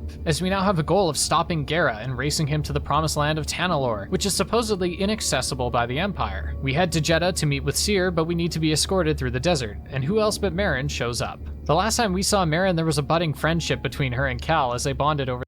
I like Merrin more with the long hair, and also the hair she has done like that. I really like that. It fitted more with her being a sister, you know, a Dathomirian sister. Over their similar pasts and helped each other overcome their isolation. It was nice seeing their friendship rekindled, and even better seeing that it was on track to become something much more. When we get to Cere, we see that she's been busy helping the Resistance, and has even found Eno Cordova, who everyone assumed to have been dead within Fallen Order. Jedha is an interesting time for Cal because it's the first time he's seen the group back together, and it's inspiring. Cere has similar goals to Cal, rebuilding the Jedi and fighting the Empire, but her covert work has resulted in allies that aren't dead, and archives that are a monument to their efforts. least for now. Now that the crew is together under a common goal, they begin work on finding out how Dagon got to Tanalorr, and how they can get the last compass to the planet. Their journey isn't smooth though, as they run into plenty of obstacles at the Shattered Moon and Koboh, but the real threat is the Empire looming over Jedha. Eventually, they compromise the safe house, and in our efforts to save the people inside, we fight a gargantuan Imperial drill. It's funny because when strictly looking at the plot, moments like investigating the Shattered Moon and getting to the safe house are relatively light on story, but they're so fun, supplemented by gameplay that I couldn't help but not notice. By the time the drill does come down, we've made considerable progress with Merrin, developing new skills and trust between the two, along with some romance that made every Fallen Order fan shit their Sith shorts. Eventually, we track down Ravis, and he is yet another decapitated head on Cal's belt, but this time, he actually asked for it. Cal even rather recklessly asked for Ravis to join him, but that doesn't go as planned. What does go according to plan is finding Dagon. We approach the observatory atop Koboh's highest mountain, and it's truly a breathtaking sight. We confront Dagon at the top, and we kill him, but Koboh's doesn't go as planned. If you don't understand it so far, what is my hate against the bird? Go according I to plan is explained to you finding with Dagon. this here. We approach the We get this bird, and this bird is so fucking useless and so this is a literal fixed one-way ticket, this bird. And this is a bird, you know? A bird is the embodiment of a freedom animal. You know, it can go anywhere. the observatory. We have to take this bird, and instead of just flying to the next platform, or even way better, because it's a bird, flying way up to the observatory that is like up here and even beyond the screen with Dagon Garrus, instead of just flying us up there, because the bird can fly up, you know? We fly to this fucking cone here, and we need to jump to it and then use the ascension cable to get there, and then hop on this and there to get on there. Although we have a fucking bird that can fly us and hold us. This mountain, and it's truly a breathtaking sight. We confront Dagon at the top, and we... That's what I hate about it. And it's every single time we have the bird, there's one place where we can fly and nothing else, even though it should be, and it is, and in this game it just isn't possible to do it. We kill him. It felt slightly underwhelming aside the fact that this is the third time Cal fucking decapitated someone. The boss fight itself was well done and the visuals were excellent, but Dagon didn't get a proper conclusion to me. And I think this could partially be because Dagon was never meant to be the primary antagonist and rather is a personification of Cal's inner turmoil. Cal fears that he'll lose his way just as Dagon did, and further, he relates to Dagon being alone. Santuri Khri left, Ravis is dead, his order is gone, leaving Dagon with no one else. Doesn't that sound familiar? His crew's dead, his friends moved on. Cal is grappling with that same sense of loneliness. But through it all, he had one friend by his side, and that alone should have been enough to raise some alarms. I mean, I'm as oblivious as they come, and even I raised an eyebrow when Bode said, "We already have an emperor." Like, huh? Who is we? The issue with Bode is that he begins showing his hand before his betrayal, making it come as less of a surprise. From the get-go, he's way too nice and loyal, following Cal around like a pet, and his shirt color contrasts Cal's. Then, as the crew sits around the fire celebrating, he talks more and more, and his shirt color contrasts Cal's. Then, as the crew sits around the fire celebrating, he talks more and more about his daughter, and when this, and even slightly before, after the Dagon Gera fight, is when I was like, yeah, he's not on our side, I think. he actually does betray the group, it's still intense because everyone gives a great performance, but the betrayal does kind of fall flat. I wonder if the team knew this, and their solution was to kill Cordova. Bode killing Cordova does nothing. He doesn't need to do it, and actively spares everyone else aside from those directly in his way. Bode isn't a bad guy, he's just scared, and wants to keep his daughter safe. Maybe it's because he panicked, but I just did not care when Cordova died because everyone assumed he was dead in Fallen Order. His story was finished in that game and it's not expanded upon here, so I can't help but feel this was a cheap way to increase tension. But I don't think that's needed because directly after this is a chase on a speeder, an appetizer for the main boss fight against Bode, and an entire section where you play as a different character and fight Darth Vader as he's on fire! You don't need any more tension, that's the point. Regardless, Bode's twist was done well, not because it wasn't obvious. There are red flags you won't notice, but I am concerned that Bode is beginning a trend with these games. If there's a third Jedi game, which many believe there will be, we cannot have yet another villain that is secretly a Jedi that survived the Purge. In the first game, we had Taron Malicos, and now we have the same thing with Bode. Surely some of the Jedi survived the Purge, but every time we do this, we dilute the effectiveness of Order 66 and Cal's character. Cal's struggle has been with being the last of the Jedi and being alone, but every time we introduce someone else who was in the same scenario, his situation becomes less and less special. What is special is Bode's skill. When he pushes Cal off of the edge, we see him fire a blaster bolt to prevent Cal from finding his bearings in the air, something no other character has done yet. Another thing we haven't seen is respawning as a different character in the air. Something pushes Cal off of the edge, we see him fire less special. What is special is Bode's skill. When he pushes Cal off of the edge, we This should have killed us. This is a hit through just cut him or whatever this is.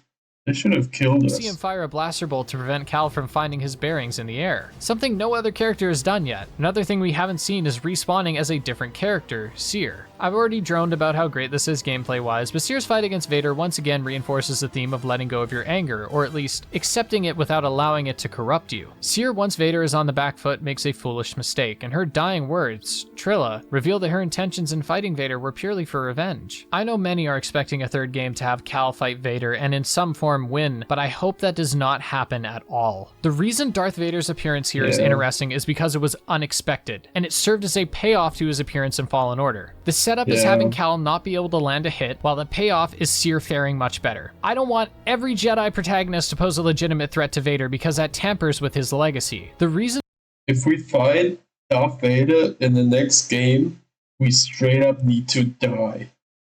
Cal Kestis is just done for after that. I don't care if he's having a Drake Carter and Marin and two other Jedi with him. He needs to die. He fights Vader, he's going to die.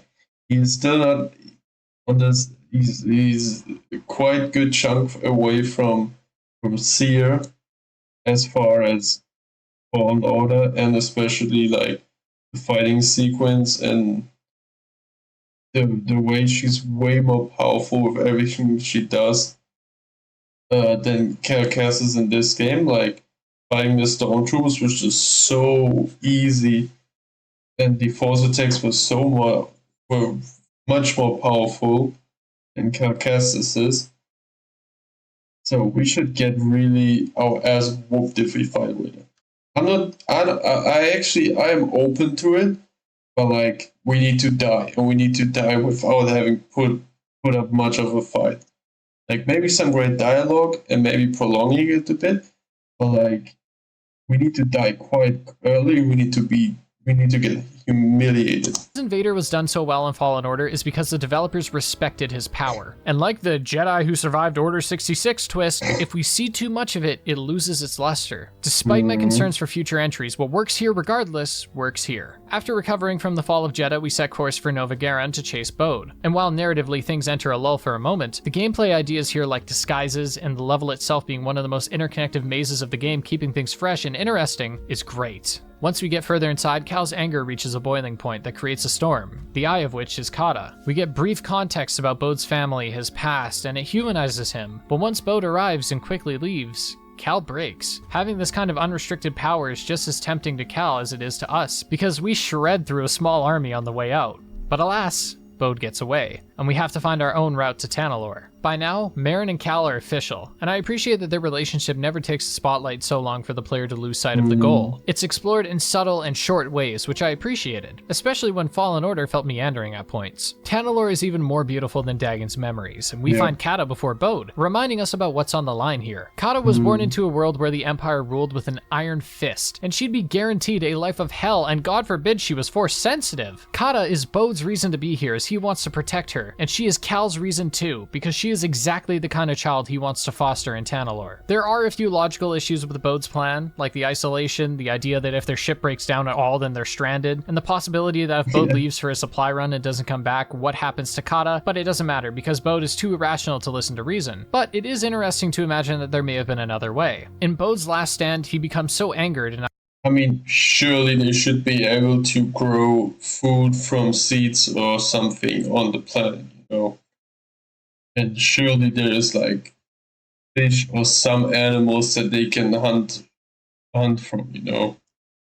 And I imagine scared, that he almost injures if not kills Kata on many different occasions. When Bode gets the upper hand, Cal has to harness all the darkness inside him to even the odds, but he restrains himself enough to not decapitate him this time, opting instead to shoot him in the heart twice! Cal is brutal in this game, man, I'm telling you. The game ends with Cal victorious, but mourning the death of Seer, Cordova, and who he thought was his friend. The game ends in a much better place than Fallen Order, where the gang is hopeful, accomplish their goal, and while the story here is finished, there are plenty of ways to continue it into a sequel. Overall, I believe the story here is much stronger than Fallen Order, and I love that half of the story is enjoyable because it's well written, and the other half is great because it directly builds upon themes of the previous game. The references to Star Wars lore and the references to even the previous game are abundant and reward those with extensive knowledge. While there are some moments I didn't enjoy, like the fact Seer unironically calls Cal a Jedi survivor, I like the story a lot. The opening, though, is far too long on repeat playthroughs. But when talking about this with friends, one of them brought up, the opening, though, is far too long on repeat.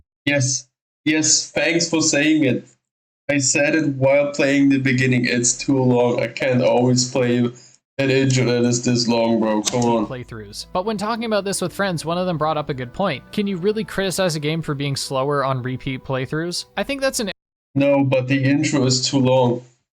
Like, this whole section, we don't need this section in the intro. Why can't we just unlock it later when we come back to the planet? This had nothing to do with the mission. Like, this whole section with the meat, and then you had the fight there to the left. This had nothing to do with the mission to get back to the yacht after we ionized it. Like, just cut that out. It's like 5 or 7 minutes we spare, and if we spare the whole way and just get a ascension cable over it or some wall running, we there's like 10 to 15 minutes that we spare ourselves from that, and it makes the whole level better. And then we. At some point after Koboh and Jedha, we come back here, and you know what? We find this. We can walk around here with this, with some ability that we unlock, and this is very cool because we just revisited Coruscant. We saw this whole fucking thing. So cool. Them brought up a good point. Can you really criticize a game for being slower on repeat playthroughs? I think that's an interesting question to unpack, because while I believe that is valid, I can also understand not holding it against the game, because the allure of Coruscant is the mystery of what's happening, where's the crew, and genuinely one of the best scenes in the game is when Gabby saves Cal, and the game pans over like she's gonna say some witty one-liner, and she's just lying there, lifeless. Like, even the game didn't expect her to die. Jedi Survivor communicated its idea as well, and inspired through Cal's internal and external battles. Cal's struggle with his isolation manifests in all the people he meets, and it's the connection he fosters with people that keep him on track. Cal also comes to realize that the fight against the Empire won't end overnight, and certainly not by a ragtag group of rebels and a Jedi. Its moments of sincerity land well, and its humor does much the same, just like Fallen Order, though with this game's more serious tone, the humor is less abundant than in the main quest. But once again, my praises are all under a storm cloud pouring over the story, forming puddles that spell the word performance. It's great to experience a story full of intrigue, twists, and unique moments, but when the cutscenes are reaching 5 FPS more than they are 30, it's really difficult to catch all the detail that is so clearly on display. It's tragic.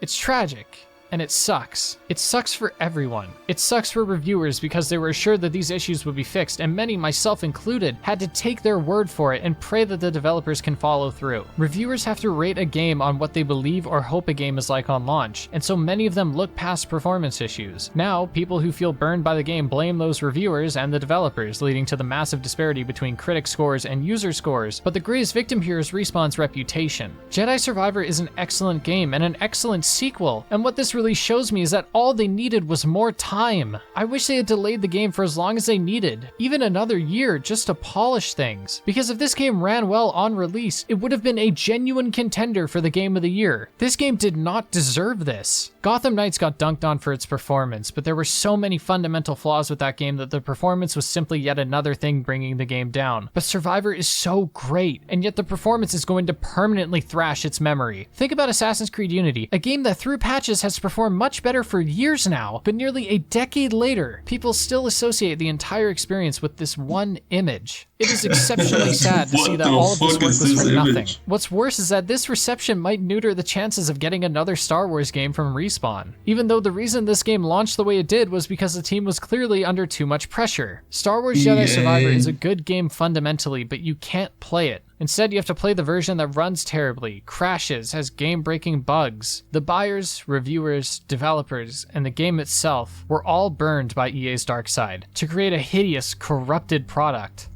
And that is the tragedy of Star Wars Jedi Survivor.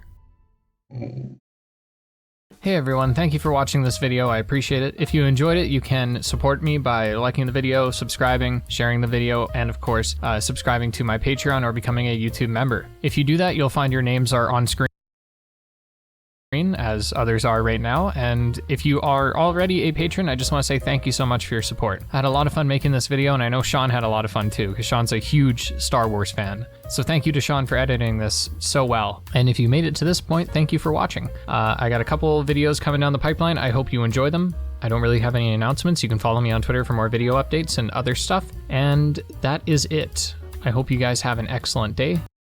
Yeah, very nice. Very nice.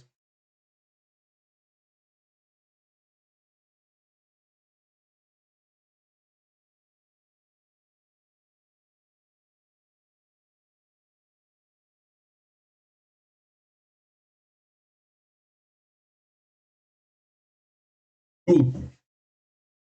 So this review we have this video, this video, this video, this video. We just don't have this and this.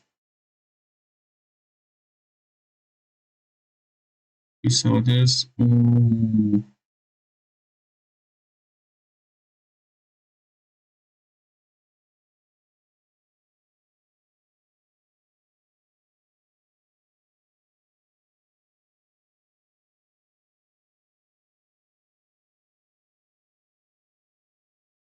So wait, we're gonna watch this, and then I want to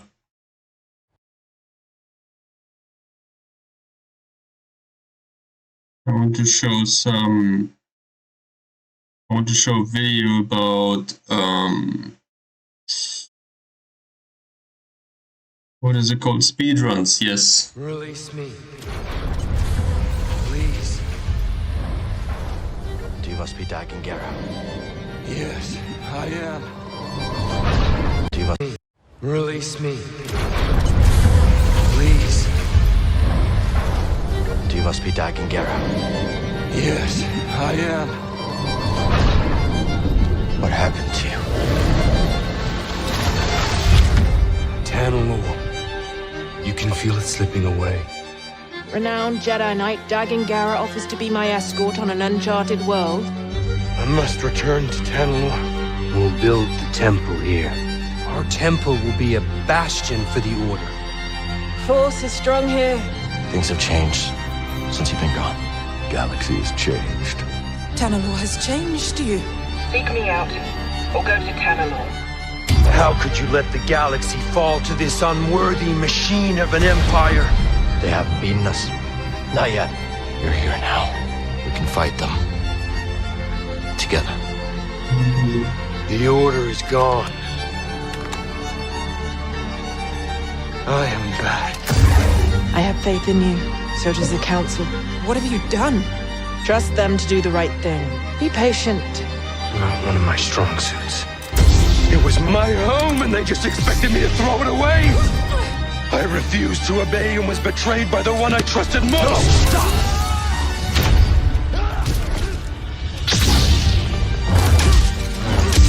How arrogant. How pathetic. You dare stand against me? You think yourself a survivor, but you are a failure. Such despair. You're still chained by the past. The past is a chain. I must sever it completely. You murdered your fellow Jedi. I struck down those who stood against me. Even if you believe the Council betrayed you, they were still your family. Loss. Suffering. Anger. I feel it. Now she's gone. The order is gone, and I am free! You've lost your way. Centauri. You're not free, Dagon. You're alone. Wow. Very cool video.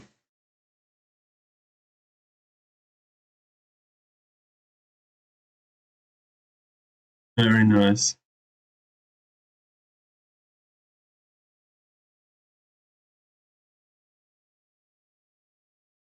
Yeah, really like this guy. So we need to get to this guy's channel. Nope.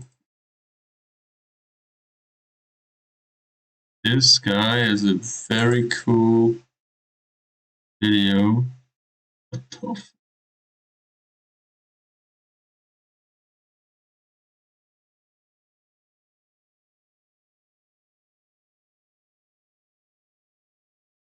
Oh no.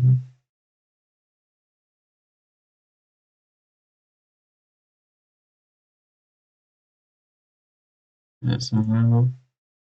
Yeah, this one. Now that Star Wars Jedi Survivor's been out for a few months, it's a great time to check in on the speedrun community and look at the progress that's been made since April 28th when the game released. Speed games usually come in a few varieties. Those that absolutely refuse to break past a certain point, like Star Wars Bounty Hunter or Zelda Twilight Princess. There are those that become incrementally more broken over time, like Star Wars Jedi Fallen Order. And then there are those that break almost immediately, like, for example, Elden Ring. Jedi Survivor is one of the ones that broke immediately.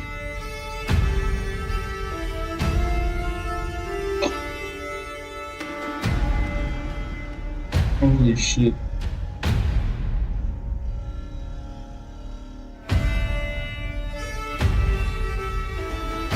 What the fuck?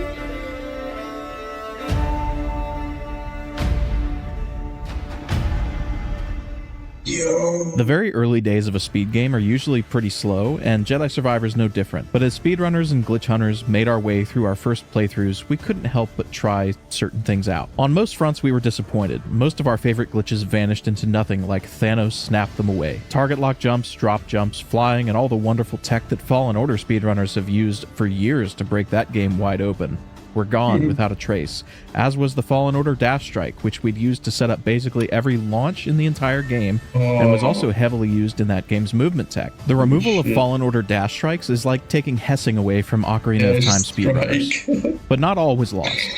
I love how they invent those moves and they give them names, and these names just sound so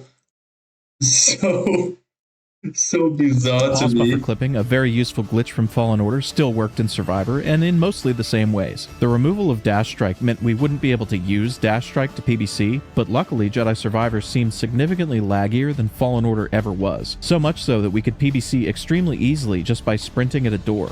This was possible in Fallen Order, but it was very difficult. Armed with our one useful glitch, we started trying to sequence break the game. And oh, does Jedi Survivor ever need sequence breaking. But before we talk about that, gamers, I have a confession to make. I am an incorrigible caffeine addict. If I don't start my day with a cup of coffee, take the crashes of your mind. Caffeine, daily value, Pacific Northwest, 48p, plus the convenience, and use the promo code FIRST. Jedi Survivor is a very back and forth game, and it's a game that's much longer than its predecessor. Playing Jedi Survivor, you're in for a lot of this point of view, as the game takes you on 5 trips to Koboh, 3 trips to Jedha, 2 trips to the Shattered Moon, 1 trip each to Nova Garon and Tanalorr, and it starts you on Coruscant, making for 13 total interplanetary trips.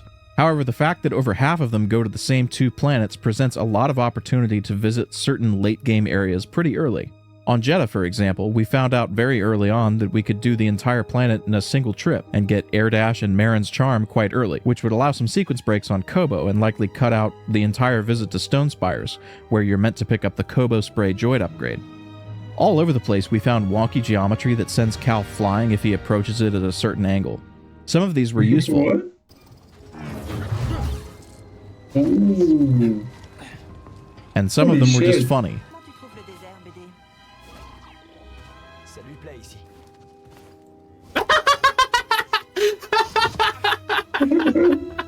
We started playing with the new combat skills like aerial dash, which we could use in creative and unintended ways, throw an enemy somewhere they're not supposed to be, and suddenly you can get somewhere that you're not supposed to be either. And then, scarcely a week after the game came out, while most of us were still working through our meandering casual playthroughs or glitch hunting for skips that would eventually coalesce into a coherent speedrun route, a runner named Superbass discovered this very simple trick that skips the entire game. By going through the game to the point where the Mantis is fixed and ready to depart for Jedha, Cal has the ability to ride Nekos. By positioning this Neko against this rock wall, Superbass was able to clip out of bounds and find himself looking at the long elevator that takes you to the alignment control console, which unlocks the way to Tanalorr. Normally, this elevator can't be accessed until after visiting Nova Garon at least once, as these locks on the doors can't be disengaged without the power acquired there, and a bridge that allows you to reach the elevator doesn't form until those locks are disengaged. However, by getting out of bounds above the elevator, we're able to jump onto these spinning platforms to avoid voiding out, and then clip back inbounds inside the room behind the locks. Then it's a simple pause buffer clip into the elevator, sitting through a very strange placeholder cutscene, before interacting with the elevator and riding it up, and unlocking travel to Tanalorr. To escape this area that we'd normally be trapped in, we can activate the elevator, then get off of it, change to Jedi Grandmaster difficulty, and start voiding out, taking fall damage until we're dead. And we'll respawn at the most recent save point we meditated at, and then can fast travel to the landing pad where the Mantis is waiting. After skipping a quick little cutscene, we're ready to travel to Tanalorr. Merrin and Grease magically appear on the Mantis next to us, and at the end of a straight line level, we fight Bode, and the credits roll. Because of how Jedi Survivor is structured, it's extremely likely that unlocking Tanalorr in this way is the fastest way that we'll ever find to reach the endgame, barring some wild menu glitch or destination manipulation en route to Koboh being discovered. And with that in mind, now having a quick way to Tanalorr, the community instead had a single goal: get to this unlock as fast as possible. Step 1. Get off Coruscant. This immediately became the most painful part of the run, as there's a 3.5-minute walking section at the start of every new save file. The worst part is that this section actually has speed techniques, as you can walk in front of your captors to gain a very slight speed boost as a result, saving a couple seconds over the course of this entire section.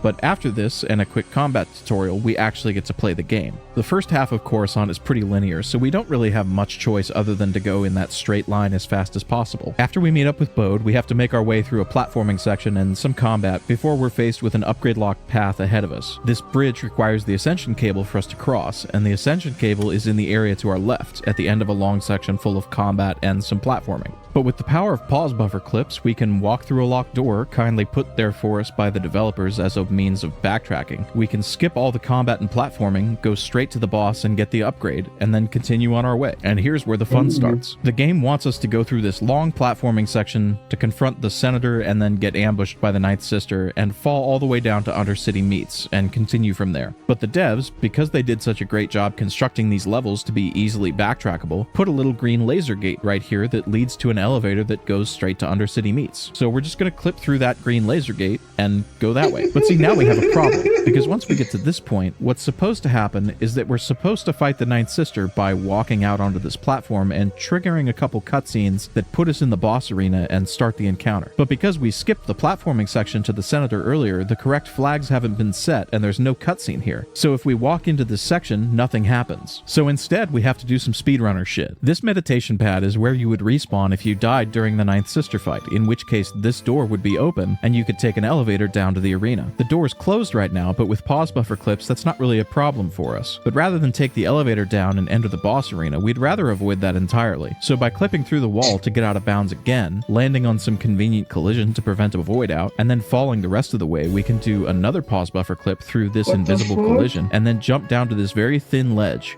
where we can run and jump down to this staircase that leads away from the boss encounter and towards our ship, skipping the Ninth Sister completely. From here, it's just a couple quick zip lines back to the landing pad, where a bunch of Imperial troops are waiting to slow us down. Early on, we found that by clipping through the door leading out to the landing pad, we could break the AI on this first group of troopers to kill them faster, and then progress towards the ship as normal. But as time went on, we discovered that by clipping out of bounds in this hallway, and then back inbounds on the landing pad, we could not only skip the brief cutscene with Bode and Bravo, but also optimize movement and avoid spawning about half the enemies on this platform, kill the few that remain, and we're off to Koboh. Koboh's full of wide open spaces where optimizing movement becomes very important, so we had to figure out how to move most efficiently through these areas. Air dashing is extremely fast, but we won't get that ability on a run this short. Sprinting is a decent standby and surprisingly fast compared to the other techniques available to us, especially around corners or over short distances. The new dash strike ability is faster than sprinting, but not as fast as air dash, but requires several more skill points to buy it than we'll be getting in a new game run. As it turns out, the fastest basic movement tech in new game is to spam dodge repeatedly, canceling the dodge with a block every 2 inputs. This carpal tunnel syndrome inducing form of movement is about 10% faster than sprinting, and over huge areas where we're moving in a completely straight line,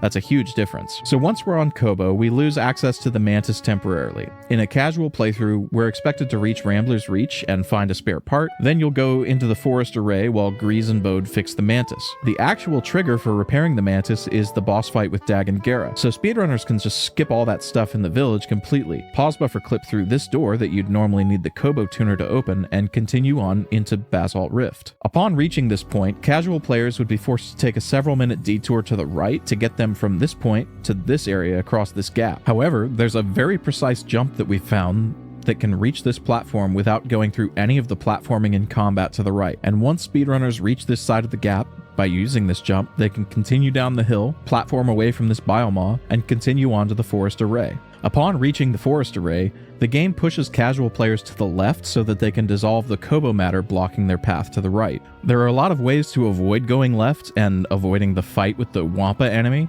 but the one that wound up being the most commonly used and the fastest is a simple PBC through the Koboh matter. From there, speedrunners just continue on the normal path to the Forest Array Tower, getting the ability to tame Relters on the way. Now, as it turns out, learning Tame Relter is actually really important. Defeating Dagan Gera in the fight coming up will fix the Mantis, but for some reason only if the player has gotten Relter tame. Taming the Relter is also what allows us to later tame Nekkos. More on this in a bit. Reaching Dagan Gera from this point is a simple matter of gliding a couple Relters to return to this central area, and then casual players and speedrunners alike are in for a multiple-minute sequence of what is basically an unskippable cutscene showcasing Dagan Gera, Santari Khri, and Tanalorr. Now, if you know anything about speedrunning, you might be wondering, if you're on Tanalorr right now, can you maybe clip out of bounds to get to the end of the game that way? And that's a good idea, but this isn't actually Tanalorr. It's a fake Tanalorr that's under the map of Koboh. And this door, which on the real Tanalorr normally leads to the final boss arena, on this fake Tanalorr has nothing behind it. Reach the end of this cutscene and smash through a story mode Dagan Gera fight, and speedrunners can zipline and glide their way back over to the Nekko pools, where they can gain access to the most broken thing in Jedi Survivor speedrunning that we've talked about to date, Nekkos. Nekkos create interesting opportunities for glitches. They're a movable source of collision, which means that they can clip you through walls without pause buffer clipping. They have a jump ability.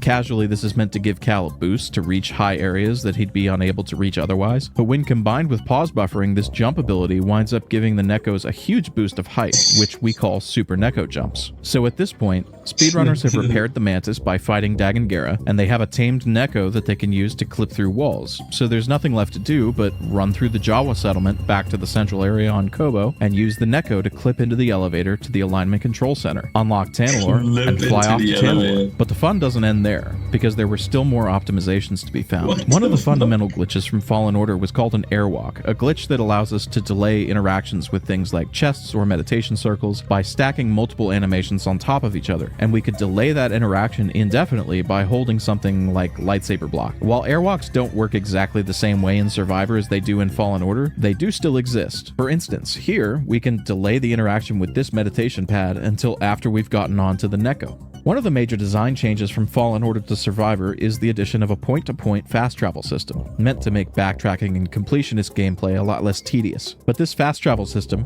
combined with airwalks, will allow us to take Nekkos to places that they shouldn't normally be able to go. For example, right outside the crashed Mantis. We can fast travel here with a Nekko, take the elevator back up, and then use a Super Nekko jump to get across this gap, and another jump to clip through some collision meant to keep us out of the Mantis, and yet another clip to get into the Mantis itself. Once we're in here, we can interact with the galaxy map and go anywhere, including, if we've unlocked it, Tanalorr. This means we can cut the Dagan Gera fight and that long unskippable cutscene with the fake Tanalorr out of the run completely, and we just need to get to Relter tame, so that we can get Nekko tame, so that we can clip into the Alignment Control Center elevator. And the only things we have to add into the run are an alternate path to get from Relter tame to Nekko tame, and then clipping into the Mantis. The alternate route from Reltertame to Nekotame is deceptively difficult. They're very close together, and one might think that it would be easy to go from here to there, but it's actually quite tricky. You could throw an enemy over there and aerial dash to them on New Game Plus if you had the skills for it, but on New Game you don't have the XP to buy that skill, so we needed a different solution. That solution is this balloon, which is only meant to be used after your second trip to the Shattered Moon and picking up the upgraded Ascension cable. But it turns out that this balloon has a little bit of collision that can be interacted with normally,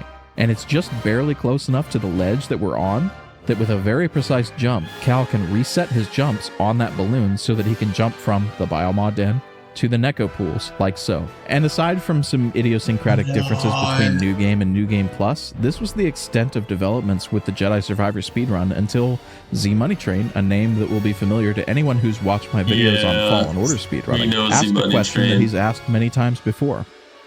What happens when I PBC and do something else at the same time? In Jedi Survivor, this is the result.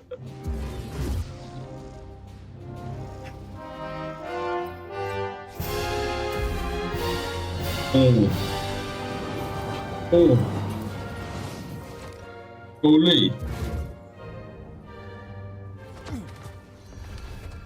In Fallen Order, we had launches. Basically, all of them required Dash Strike in order to initiate. The changes that were made to the ability called Dash Strike in Survivor initially made launches difficult to find, but this subset of launches using pause buffers during the animation of Cal grabbing vines also existed in Fallen Order and persist into Survivor. These launches are still not well understood and are seriously inconsistent, but as time goes on, it's extremely likely that the optimal speedrun of Jedi Survivor will perform a series of launches to get from the Mantis crash site on Kobo to the Reltertame, then return to the Neko pools and get Nekotame before unlocking early Tanalorr as speedrunners currently do. But Kobo is only one part of the run, and there's an entire planet before that which could also be affected by pause buffer launches. At this first climbing wall, after gaining control of Cal, we can get a launch that takes us all the way to Undercity Meets in the second half of the planet. However, we still need the Ascension cable in order to get off this planet so that we can finish the game. So we can take this elevator up to the Senator's yacht, then take this zip line back across to the K405 fight. All told, with a perfectly executed pause buffer launch, this saves over 2 minutes compared to previous strats that don't use launches. After picking up the Ascension cable, we can death warp to get back to Undercity Meets quickly, and then leave Coruscant in the same manner as an older no-launch run. Obviously, this is a potentially much different speedrun in execution if not in its overall goals, and as a result, the speedrun community has already split the any percent categories between an any percent run that does not use pause buffer launches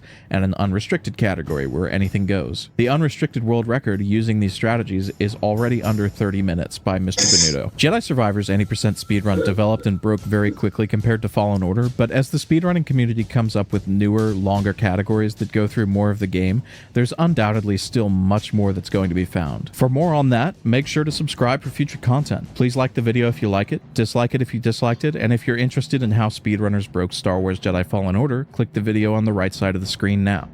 Goodbye, my friends, and may the Force be with you. Yeah, so very, very funny. Us? Okay, let's watch this one. Yeah, I think 23 or 24 I'd probably be happy with. Look at this, what the fuck? Alright, let's go again. Ah, this is KOTOR, this is not Survivor. This is Survivor. What is this about? This video will contain minor visual spoilers for Star Wars Jedi Survivor in situations where I think it's necessary to showcase the state of the game or to demonstrate a point. There are no story spoilers here beyond what EA has revealed in pre-release promotional materials and trailers.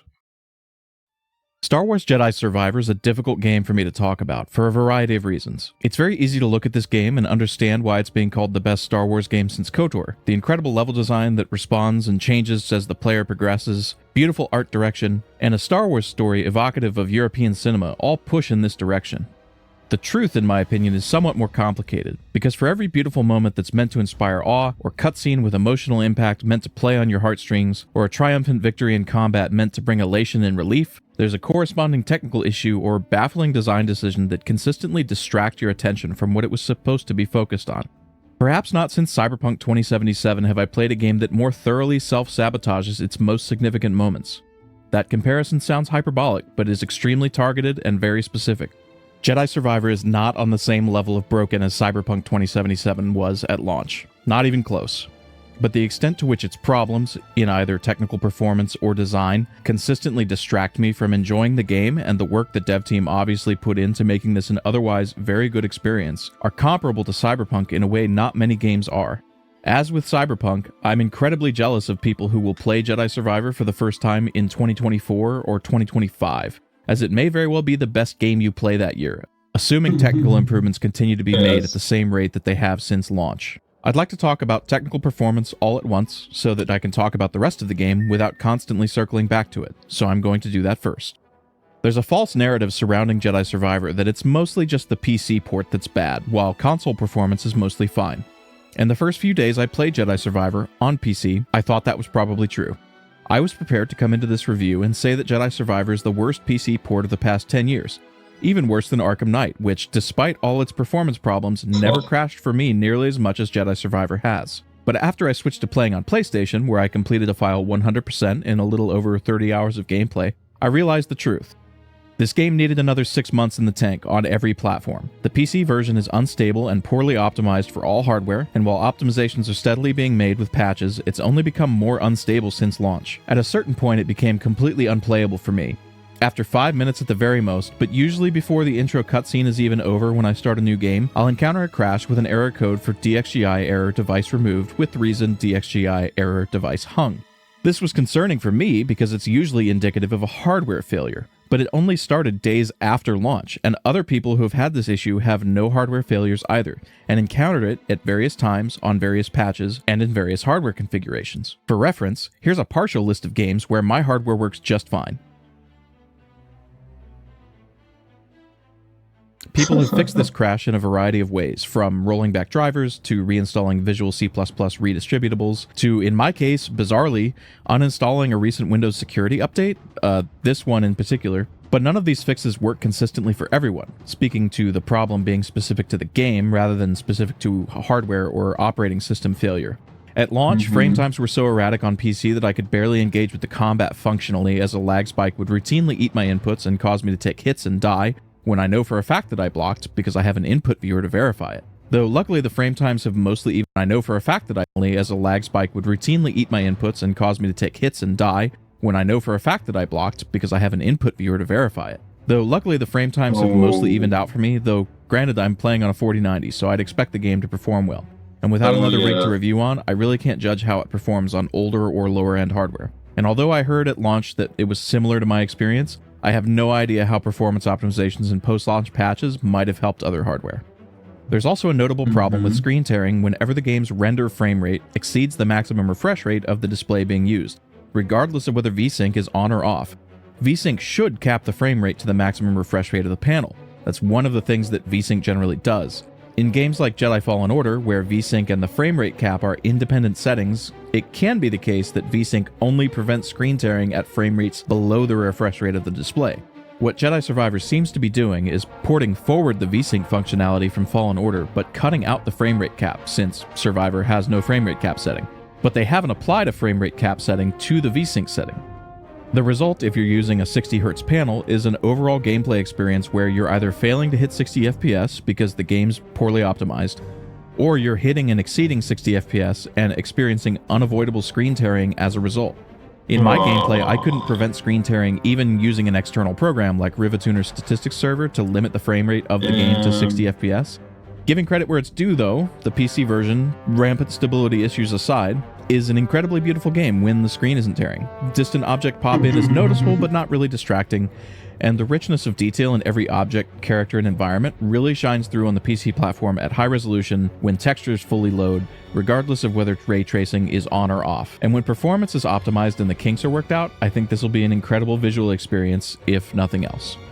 The same, unfortunately, cannot be said for the console versions, where the PC's inexcusable instability is traded for maybe one of the worst implementations of dynamic resolution scaling I've ever seen in a video game. This is most noticeable on objects that are in motion, like Cal, and enemies, constantly, and occasionally, horrifyingly, during cutscenes, which are supposed to run in quality mode automatically, meaning that this horrifications of the incredible visual experience, if nothing else. The same, unfortunately, cannot be said for the console versions, where the PC's inexcusable instability is traded for maybe one of the worst implementations of dynamic resolution scaling I've ever seen in a video game. This is most noticeable on objects that are in motion, like Cal and enemies, constantly, and occasionally, horrifyingly, during cutscenes, which are supposed to run in quality mode automatically, meaning that this dynamic resolution scaling affects all modes the game can run in to some pretty horrifying effects in certain situations. For instance, in this cutscene, Marin's face disfigures into a blob of nightmare fuel mid-cutscene when the game is supposedly in quality mode. I'm zooming in here so that you can see it better on the video player and on mobile devices, but take my word for it that this was extremely distracting during full-screen gameplay, and this is not the only time this happened. I'm an unapologetic frame rate snob, so most of my 30-hour completionist playthrough was spent playing on performance mode. And not only can I tell you that the consoles struggle to maintain 60 FPS consistently, they also downscale resolution to as low as reportedly 640. That's what I'm saying. That's probably it. I constantly have that. This is why the stuff just looks the way it does.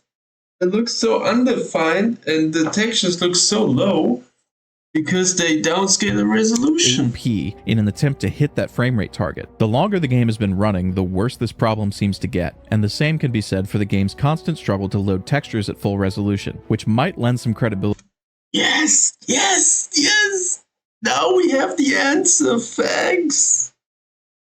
To the whispers of a VRAM leak, as it does get to a point where the game can't maintain 60 FPS despite extreme downscaling, and it progressively gets slower and slower at loading full resolution textures, so you're looking at an extremely pixelated and blurry image with ghosting artifacts and low detail textures that still fails to hit its target frame rate. It's truly not an exaggeration to say that in many situations and many areas, Jedi Survivor on PS5 looks significantly worse than Jedi Fallen Order on the same platform. And while there are certainly very good reasons for this to be the case, the areas are larger and more open, the increase in overall detail impacts performance significantly, causing the console to downscale, but it's still a detriment to the gameplay. He's talking about console, but I feel like that's what's happening with my laptop.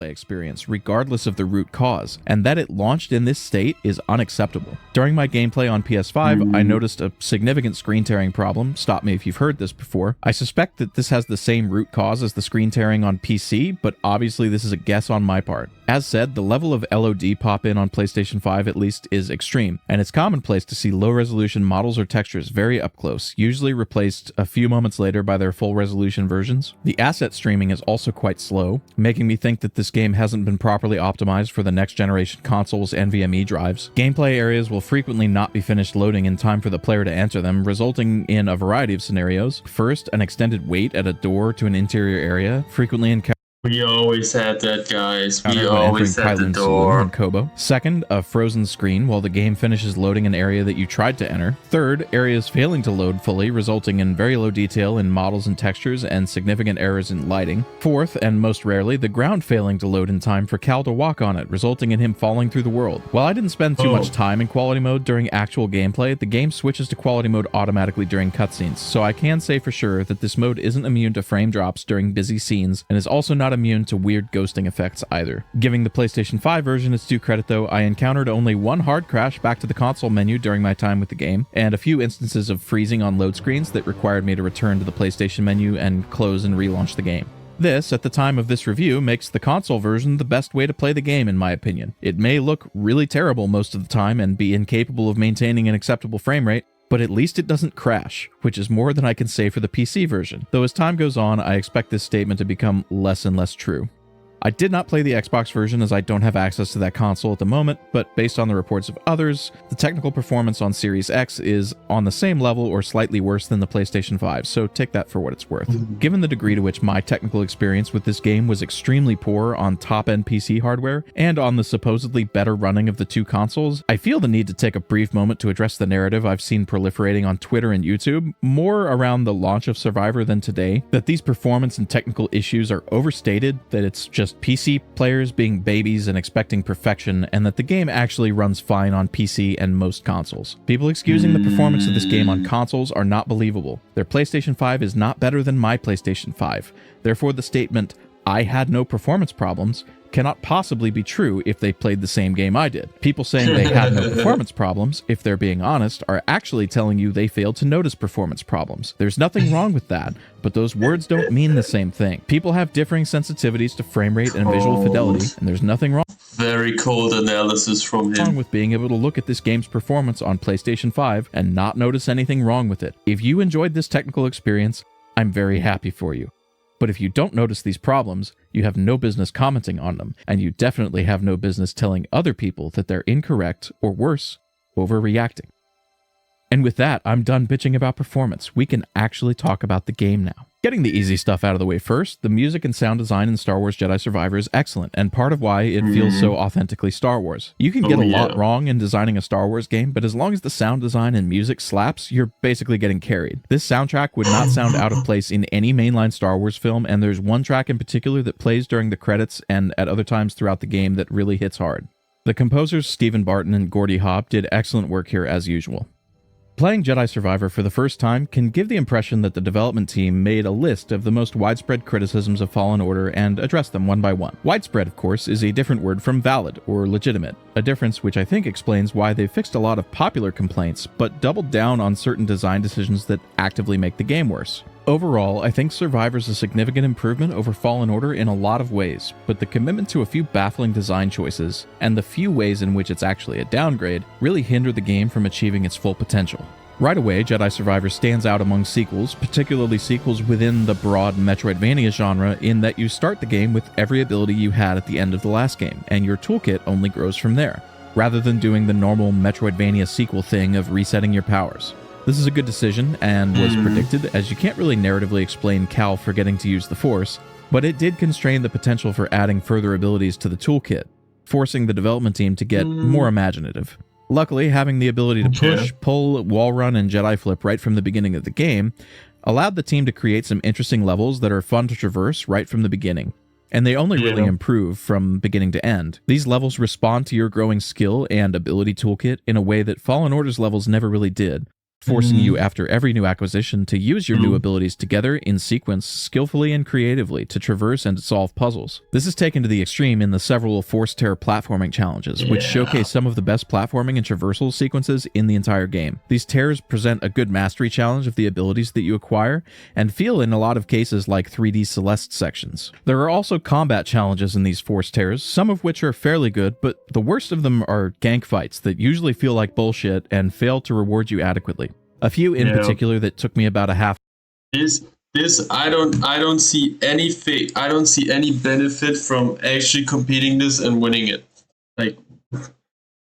I should be getting like a really huge fucking nice perk for doing that, and I think it was a skill point. I could be wrong. Hour each would give a skill point as a reward. On the one hand, I can see this as a good thing, because it would suck to have an interesting upgrade locked behind a really painful fight. But on the other hand, a skill point just is not an adequate reward to the pain that players went through to get them in these instances. Beyond how the level design incorporates ability progression into its concepts, the intricacy of the levels as looping overworld sections has taken a corresponding step up from Fallen Order to Survivor. These areas have been designed with backtracking in mind to minimize the number of bonfires and adequately reward exploration with ease of access back to areas to return to later. In Fallen Order, only Bogano was truly built to have a new area explorable after every upgrade, while other planets frequently prevented you from leaving until you had acquired multiple abilities consecutively. Survivor drip feeds you abilities at a more consistent pace, and its two main planets generally have something new for you to discover when you return there after getting every new ability.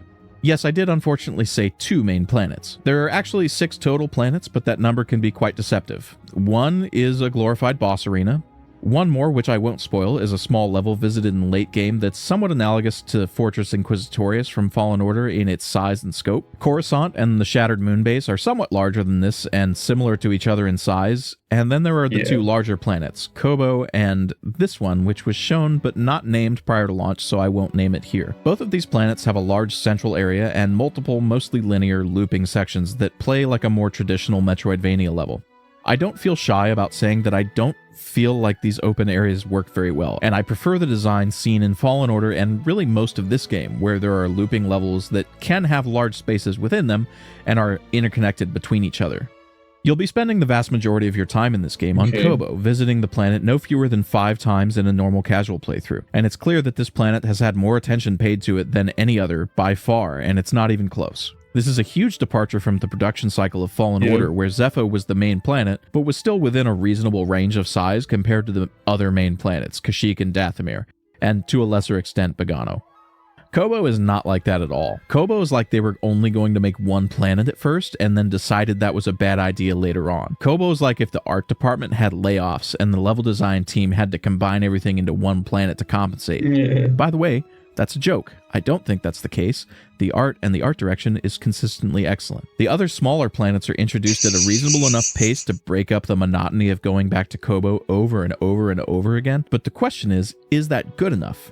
I don't actually think so. This is a Star Wars game, and a major part of what makes Star Wars is different and distinct environments. George Lucas put a great deal of effort into putting at least 3 different environments in each movie and then making the environments as different as possible from movie to movie. I'm very conscious of the environments, and I try to have at least 3 environments in a movie, and I try to have them as different as possible, and then from movie to movie I try to have the environments as different as possible. In the first movie we were on a sand thing, it was all kind of a brown color. And so then on the second one I put in the snow and it was all kind of white. And then I did the green, swampy kind of thing. And the third one, what can you do in terms of environments? You have to shoot it somewhere on this earth. Unfortunately, we can't go somewhere else. This juxtaposition of different environments, colors, and background art is as much a part of Star Wars as lightsabers, Wookiees, and needlessly hypersexualizing female characters. That's one of the many reasons that Fallen Order felt so quintessentially Star Wars. Bracca, Kashyyyk, Zepho. Where is stripping Leia Organa for us? EA. Dathomir, Bogano, Ilum, and Nur are all distinct and different enough that visiting all of them throughout Fallen Order gave you the feeling that you were engaged in a wide-ranging Star Wars adventure. Survivor doesn't really give that same feeling, even if the final planet count is similar, because for the most part you're on Kobo, with brief trips to other places. And while the different areas of Kobo are all visually distinct from each other, they're also still unambiguously Kobo. In the end, I think Survivor's investment into one planet as the primary playground was an interesting experiment that shouldn't be repeated by subsequent Star Wars Jedi games or other similar games set in the universe. Survivor's levels do adequately reward exploration, though, with plenty of upgrades to player power and random skill points scattered around the map, as well as a number of perks that make up the new perk system that modify combat in sometimes meaningful, sometimes incredibly powerful, and sometimes pretty boring ways. Because you spend most of your time on Kobo, you'll spend most of your time fighting Kobo's enemies, as the enemy variety rules from Jedi Fallen Order are largely carried forward here, where certain planets have native fauna that function as enemies for Cal specific to that planet that help to fill in the encounter gaps, while Imperial enemies and enemies from the new Bedlam Raider faction form the basis for most of the encounters that you'll be engaging with. Basically every Imperial enemy from Fallen Order sees a return here, and there are some new additions that twist the existing paradigm and create interesting intricacies in encounter design, like adding riot shields to the scout troopers, and there are some other new additions that are mini-boss tier enemies that effectively put some fear in you when you encounter them, like the new DT sentry droids.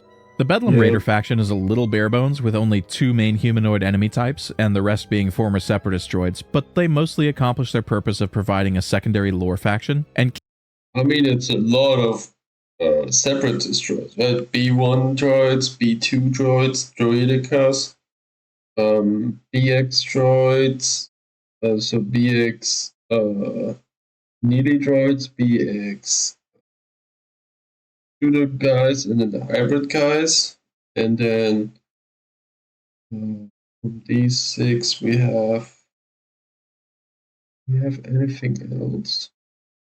We have the P1 droids for neely combat.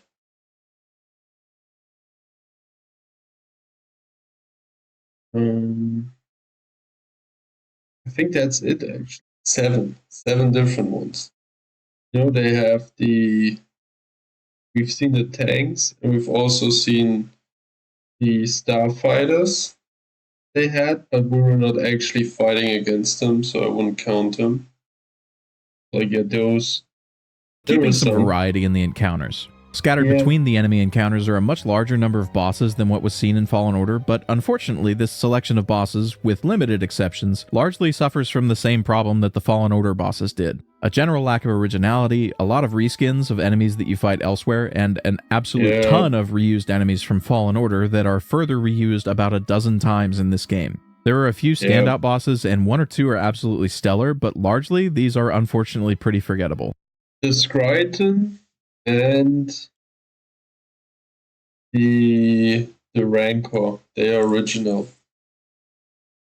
Rancor and Skryton for like Star Wars, Fallen Order, and Survivor. Otherwise, maybe the Rhino type of thing, but keep an eye out for a boss ranking video where we'll be ranking and discussing the bosses from Jedi Survivor and Fallen Order, which should be coming out on the channel soon.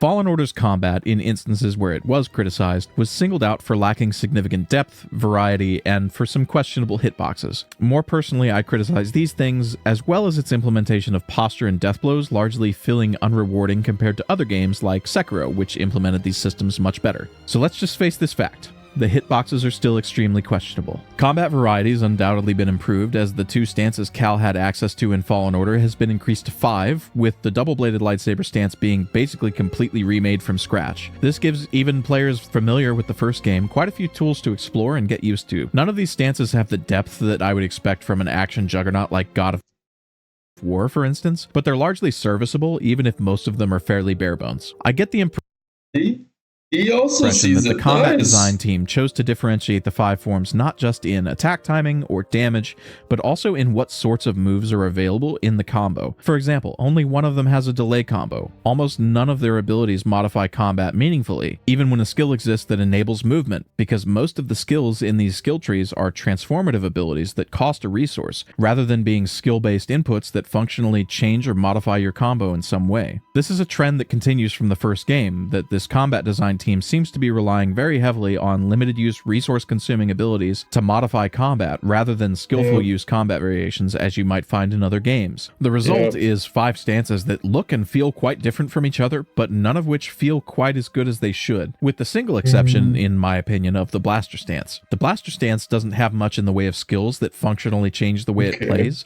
Only one ability on the tree costs force, and none of them change the basic combo at all. But the choice between blaster and lightsaber attacks at any given moment lets you weave blaster shots into your basic combo and gives you more freedom that the other stances don't. It also gives you the opportunity to conduct a Bloodborne-esque gunshot parry, which makes you feel really good at the game when you can pull it off and carries the accompanying risk of taking potentially lethal damage if you get the timing wrong. As with the bosses, keep an eye out for a video ranking the 5 stances and going into further detail on each one.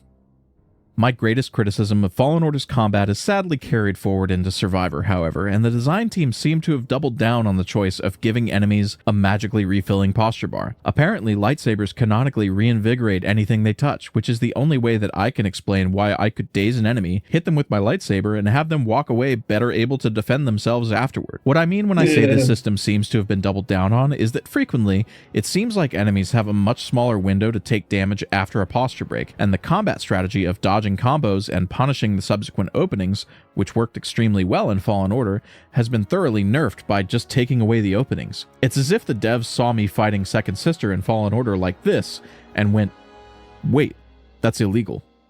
They've even taken dodge rolling away and replaced it with a Sekiro-like dash evade. This is maybe the most noticeable and bad change out of all of them, and it's nonsensical. It makes it easier to jump over a lot of unblockable attacks that have no area of effect or logical reason to jump for damage avoidance. The only reason that you do this is because the attacks track the dash better than they can track vertically. In trying to understand the good reasons for making these combat changes, what seems likely is that they wanted to push players further into playing the parry riposte changes when they can track vertically. In trying to understand the good reasons for making these combat changes, what seems likely is that they wanted to push players further into playing the parry riposte game that they tried to establish in Fallen Order, but actively discouraged with the lack of a true deathblow system. In doubling down on that lack of a deathblow system and simultaneously pushing players further into the parry game, they've made their combat much more tedious and less rewarding. It seems like they've tried to make their game play more like Sekiro while keeping the Fallen Order systems, and what they've wound up with is combat that is worse than Fallen Order and Sekiro. Another noticeable change from Fallen Order to Survivor is the new limitation on canceling animations in combat. One of the things that made Fallen Order's combat feel very responsive, if a little clunky and animation-led, was the ability to cancel animations into a block with no penalty. This still kind of exists in Survivor, but only if you're using the dual wield stance. This causes the combat as a whole to feel sluggish and unresponsive. Even the dual wield stance, which does largely allow animation cancels, doesn't allow it during things like its delay combo, an attack which lasts well over a second. On top of that, every input in the dual wield stance results in multiple weapon swings. This is maybe the worst possible way this could have been implemented. It creates so significant a disconnect between player input and on-screen action that it would have been insane to not allow animation cancels in most cases. But just being able to stop an attack doesn't make that attack feel good. The intention with the elimination of animation cancels was to force players to commit to their decisions, and it certainly does that, but it also results in scenarios where you can't leave a block animation fast enough to dodge an unblockable attack, leading to frequent bullshit deaths to bosses and enemies that weave unblockable attacks into their combos or follow up with This guy is talking straight out of my soul, man. Unblockables too quickly. One boss in particular, which I won't show to avoid spoilers, has an unblockable attack that cannot be dodged if you fail to parry the attack that precedes it, which stands in stark contrast to what I think the devs were trying to do in encouraging players to parry, because if you dodge the first attack, you can dodge the second attack. I haven't talked about the story at all because the story of this game is difficult to talk about and give a proper opinion of without spoiling anything. What I can say without spoiling anything is that much like Fallen Order, I don't think that the plot of Survivor is very good. I think it relies on a lot of MacGuffins and contrivances, but I think it makes up for it with the character work that gets done with Cal and Bode Akuna, the new character played by Nosher Dalal.